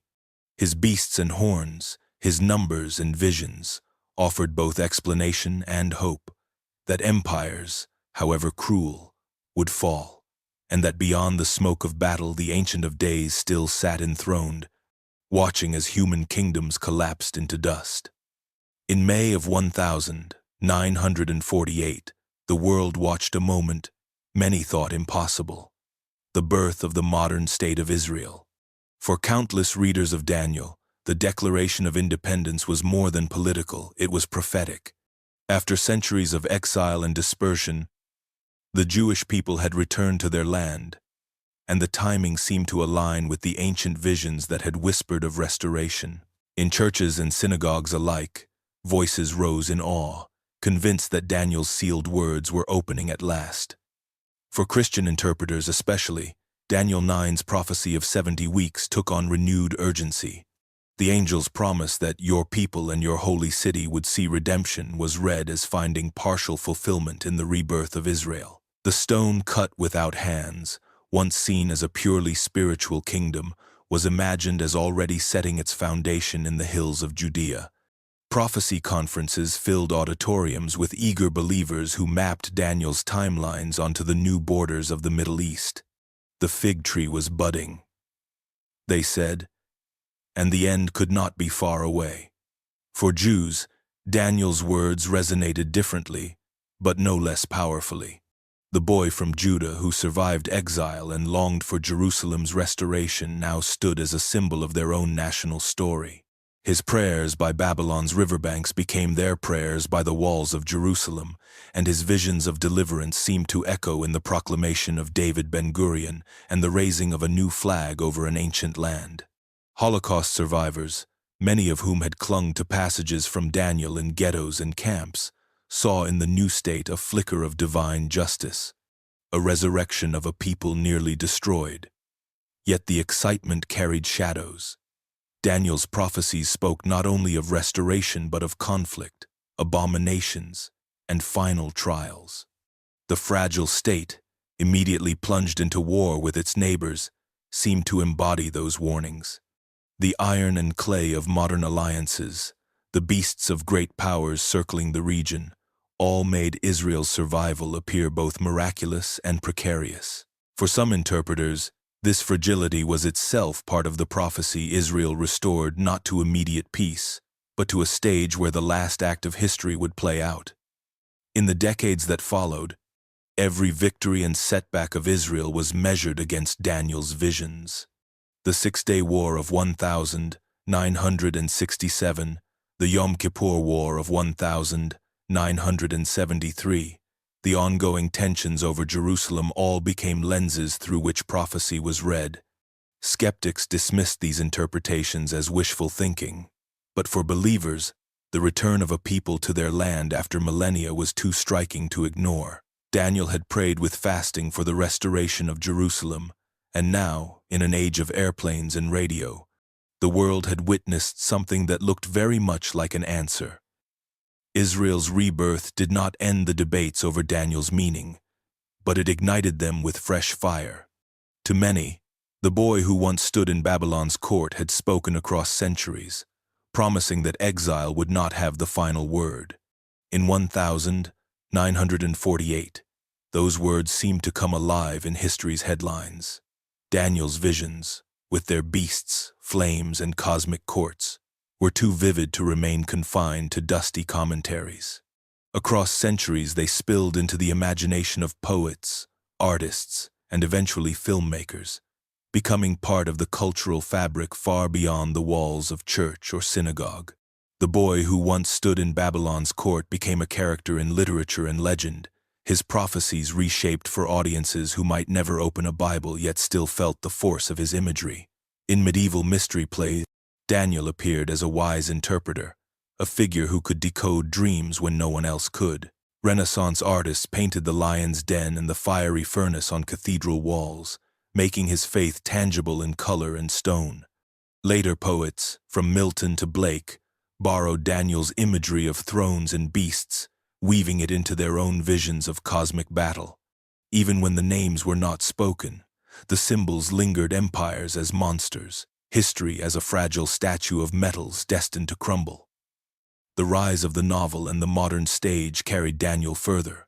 Writers turned his prophecies into allegories of human ambition and downfall. The phrase, "writing on the wall," slipped into everyday language, appearing in plays and political speeches alike, a shorthand for looming disaster. Daniel became less a distant prophet than a cultural touchstone, a figure invoked whenever power seemed precarious or fate unavoidable. With the birth of cinema, Daniel's imagery took on new life. Silent films dramatized the lion's den with actors wrestling oversized beasts. Hollywood epics of the mid-20th century, eager for biblical spectacle, set Daniel alongside Samson and Moses, his visions staged with booming orchestras and towering sets. More recently, his beasts and horns found new homes in fantasy and science fiction. The monstrous empires of Tolkien, Lewis, and their successors often echoed Daniel's creatures, embodiments of chaos rising from the deep. Dystopian films drew upon his apocalyptic tone, warning of fragile civilizations collapsing under their own iron and clay. Music, too, bore Daniel's stamp. Spirituals sung by enslaved peoples in America found hope in his faithfulness under empire. Dare to be a Daniel became a hymn of courage for children and revivalists alike. Modern songwriters, secular or sacred, continue to borrow his phrases "time of trouble," "ancient of days," "son of man," without always realizing their source. In popular culture, Daniel's story has proven endlessly adaptable. He can be cast as the wise dreamer, the fearless dissenter, the mystic who glimpses the end of all things. His visions are fertile ground for artists who sense that behind history's surface lies something vast and unseen. Even in an age skeptical of prophecy, the images endure: statues, beasts, flames, and a throne set in heaven, reminding audiences that human empires rise and fall, but the story of ultimate justice refuses to be forgotten. In the digital age, Daniel's visions have slipped into new arenas, no longer limited to pulpits or seminaries, but pulsing through internet forums, YouTube channels, and political rallies. The beasts that once rose from the sea now circulate in memes and video clips, their horns mapped onto presidents, prime ministers, or corporate logos. Where medieval mystics pored over manuscripts, today's seekers scroll endlessly, convinced that the coded patterns of Daniel explain everything from global finance to pandemics. Apocalyptic anxiety has become democratized, accessible with a click, and Daniel's voice, sometimes distorted, sometimes amplified, echoes louder than ever. Conspiracy theories have latched onto his prophecies with particular intensity. The iron and clay of Nebuchadnezzar's statue is reinterpreted as fragile alliances like the European Union, or as hidden elites working behind shifting governments. The little horn of Daniel 7 is identified variously as the Pope, the United Nations, Silicon Valley magnates, or shadowy figures in world banking. Every treaty, every election, every economic tremor is recast as another step in Daniel's unfolding vision. For many, the prophetic drama offers comfort. Chaos is not random but scripted. For others, it becomes fuel for fear, a lens that transforms ordinary politics into cosmic battle. The internet amplifies these interpretations, spreading them far faster than any preacher's sermon. Channels with millions of views promise to reveal Daniel's final secret, blending biblical language with speculation about barcodes, microchips, and artificial intelligence. In some corners, the beasts of Daniel are imagined not as empires but as global corporations, their logos compared to monstrous heads and horns. The stone cut without hands becomes the revolution against globalization or the sudden collapse of modern systems. To watch these videos is to glimpse the ancient prophet transformed into a digital age oracle, his words wielded as both warning and weapon. Politics, too, has not escaped Daniel's shadow. Leaders have been likened to Nebuchadnezzar in their pride. Their sudden downfalls cast as the writing on the wall. Nations point to themselves as chosen instruments of divine history. while casting rivals as beasts destined for destruction. In Israel, Daniel's prophecies are invoked in debates over the temple and Jerusalem's future. In America, prophecy teachers fold Daniel into arguments about elections, wars, and the nation's place in God's plan. The apocalyptic becomes not only a matter of faith but of policy, shaping how voters imagine their role in history. This modern anxiety mirrors the old. Just as Jews under Antiochus searched Daniel for hope, just as medieval monks saw Rome in the beasts, today's believers and skeptics alike turn to him to make sense of global disorder. The difference lies in speed and scale. Rumors and interpretations now travel worldwide in seconds. Yet beneath the noise, the same yearning remains. A need to know whether history has a direction, whether chaos has meaning.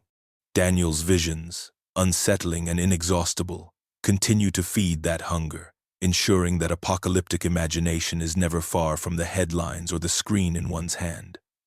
For scholars, Daniel is not simply a book of visions but a puzzle stitched together from languages, histories, and contexts that refuse to sit neatly in one box.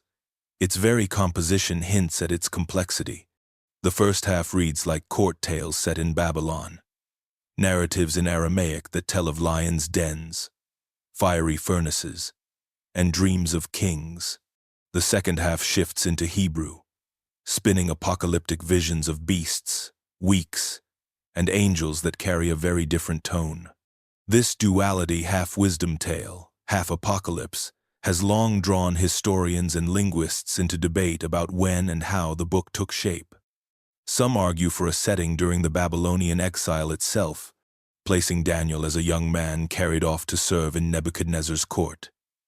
They point to the book's vivid descriptions of Babylonian practices and the authenticity of certain royal titles. Others, however, note the accuracy with which Daniel's visions describe events of the 2nd century BCE, particularly the rise of Antiochus Epiphanes and his persecution of the Jews. This has led many scholars to date the book to the Maccabean period, around 165 BCE, interpreting it as a work of resistance literature written under oppression but cast in the guise of earlier exile. The language itself testifies to this layered history. Aramaic, the lingua franca of the Persian and Hellenistic worlds, dominates chapters 2 through 7, suggesting circulation among Jews scattered across empires. Hebrew frames the beginning and end, grounding the work in the sacred tongue of Scripture. Persian and Greek loanwords creep into the text as well, revealing how global the Jewish experience had become by the time of its writing. These linguistic fingerprints suggest a book that grew in stages, shaped by shifting powers and diverse communities. The question of Daniel's authorship has stirred controversy for centuries.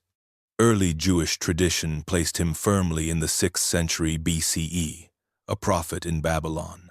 Modern critical scholarship, however, often sees him less as a single figure and more as a literary persona, a righteous hero chosen to embody the struggles of later generations. To defenders of traditional dating, the book's predictive visions remain evidence of divine foresight. To skeptics, their precision up to the reign of Antiochus, but vagueness thereafter, suggests history written as prophecy, a common device in apocalyptic literature. What is certain is that Daniel straddles worlds: wisdom literature shaped by exile, apocalyptic vision shaped by persecution, court tales that comforted communities living under foreign kings, cosmic dreams that promised ultimate justice. Its survival in 2 languages and its mixture of narrative and vision make it unlike any other biblical book, whether one reads it as history written in advance or as faith disguised in story to embolden the oppressed. Daniel remains a text that refuses to be tamed. For scholars and believers alike, it sits on the fault line between the remembered past and the anticipated future, its words a riddle that continues to provoke debate as fiercely now as in the days when it was first unrolled. For the believer, Daniel is not first a puzzle of languages or an artifact of empire, but a living testimony of faith under pressure. His story begins with exile, a young man torn from Jerusalem and carried into Babylon. Yet it unfolds not as a tale of defeat, but of endurance. To read Daniel devotionally is to find in him a model for standing firm when the world demands compromise, for holding to conviction when survival seems to require surrender. His refusal to eat the king's food, his prayers offered despite decrees, his calm before lions, these are not distant legends but patterns for courage in every age. For centuries, Daniel's example has inspired men and women facing their own trials, martyrs in Roman arenas, monks in medieval cloisters, reformers before hostile courts all looked to the boy from Judah who would not bow. His visions, too, became sources of hope, not only as maps of history but as assurances that God's kingdom outlasts every empire. Where scholars see coded references to Seleucid kings, the faithful see a promise that no beast, however terrifying, can devour forever. The Ancient of Days still presides, and the Son of Man still comes with clouds to receive dominion that never fades. In personal devotion, Daniel is remembered as a man of prayer. 3 times a day, he turned toward Jerusalem, not because it changed the outcome of his exile, but because it kept his heart aligned with God. Believers across generations have imitated this discipline, finding strength in routine communion with the divine. His long prayer in chapter 9, confessing not only his sins but those of his people, becomes a model of intercession, humble, honest, and persistent. For the believer, this is not simply ancient rhetoric, but a guide for speaking to God when the world seems broken beyond repair. The lion's den and the fiery furnace are read not merely as miracles of rescue but as parables of trust. God does not always prevent the fire or close the mouths of lions, but he remains present within them. Shadrach, Meshach, and Abednego's words echo as eternal testimony. Even if deliverance does not come, faith remains. Such defiance in the face of death continues to inspire those who suffer for conscience, reminding them that true victory is not measured by survival but by fidelity. Above all, Daniel's visions, however complex, anchor the believer in hope. The stone that shatters the statue, the kingdom that grows to fill the earth. The resurrection at the end of days all speak of a future where justice replaces oppression and life triumphs over death. For the faithful, Daniel is less about deciphering timelines than about trusting the God who rules them. His story is timeless courage clothed in human frailty, a reminder that even in exile, even in the shadow of beasts, faith shines like fire that cannot be quenched. From Babylon's golden gates to Rome's iron legions, from medieval thrones to modern nation-states, history has paraded empire after empire across the stage. Each one seemed permanent in its own time. Each one stretched banners toward the heavens, and each one believed its dominion would last forever. Yet every empire that loomed like a mountain has eventually crumbled into dust. Palaces lie in ruins, armies are forgotten, and rulers remembered only as names on broken stones. Against this endless cycle of rise and collapse, Daniel's visions have endured, steady as the Ancient of Days who first revealed them. The statue of metals has proven prophetic in more than form. Gold fades into silver, silver into bronze, bronze into iron, iron fractures into clay. What once seemed the height of glory now reads as a chapter in a larger story, a reminder that human strength is always temporary. The beasts that rose roaring from the sea in Daniel's dream have returned again and again, empires devouring, horns boasting, rulers drunk on power. Yet none has lasted. Time and again, the tide of history has pulled them back into the deep. For believers through the ages, this pattern has been no cause for despair but a foundation for hope. Daniel did not simply predict empires' rise and fall. He lifted the curtain on what endures when all thrones fail. The vision of the Son of Man coming with clouds, the stone cut without hands that grows into a mountain, and the kingdom given to the saints of the Most High. These images testify that history bends toward a sovereignty not built by human hands. While empires burn out like candles, the flame of God's reign does not flicker. The power of Daniel's book lies not only in its ancient context but in its timeless perspective. Exiles in Babylon heard in it the promise that their suffering was not the end. Maccabean rebels read in it courage to resist a tyrant. Early Christians saw in it the Son of Man fulfilled. Medieval monks traced history through its pages. Reformers wielded it against papal Rome, and modern believers find in it assurance that even in an age of uncertainty, God's purposes are not undone. Each age reinterprets the visions, yet the core remains the same. Kingdoms fall, but the kingdom stands. As the final lines of Daniel declare, the prophet was told to rest, and at the end of days, to rise to his allotted inheritance. That promise lingers not just for him but for all who live in hope. Empires will continue to rise, their banners bright, their armies proud, their rulers boasting. And in time, they too will pass. But beyond their dust remains the vision Daniel carried from exile to eternity, a kingdom unshaken, eternal, just, and true, the one kingdom that never ends.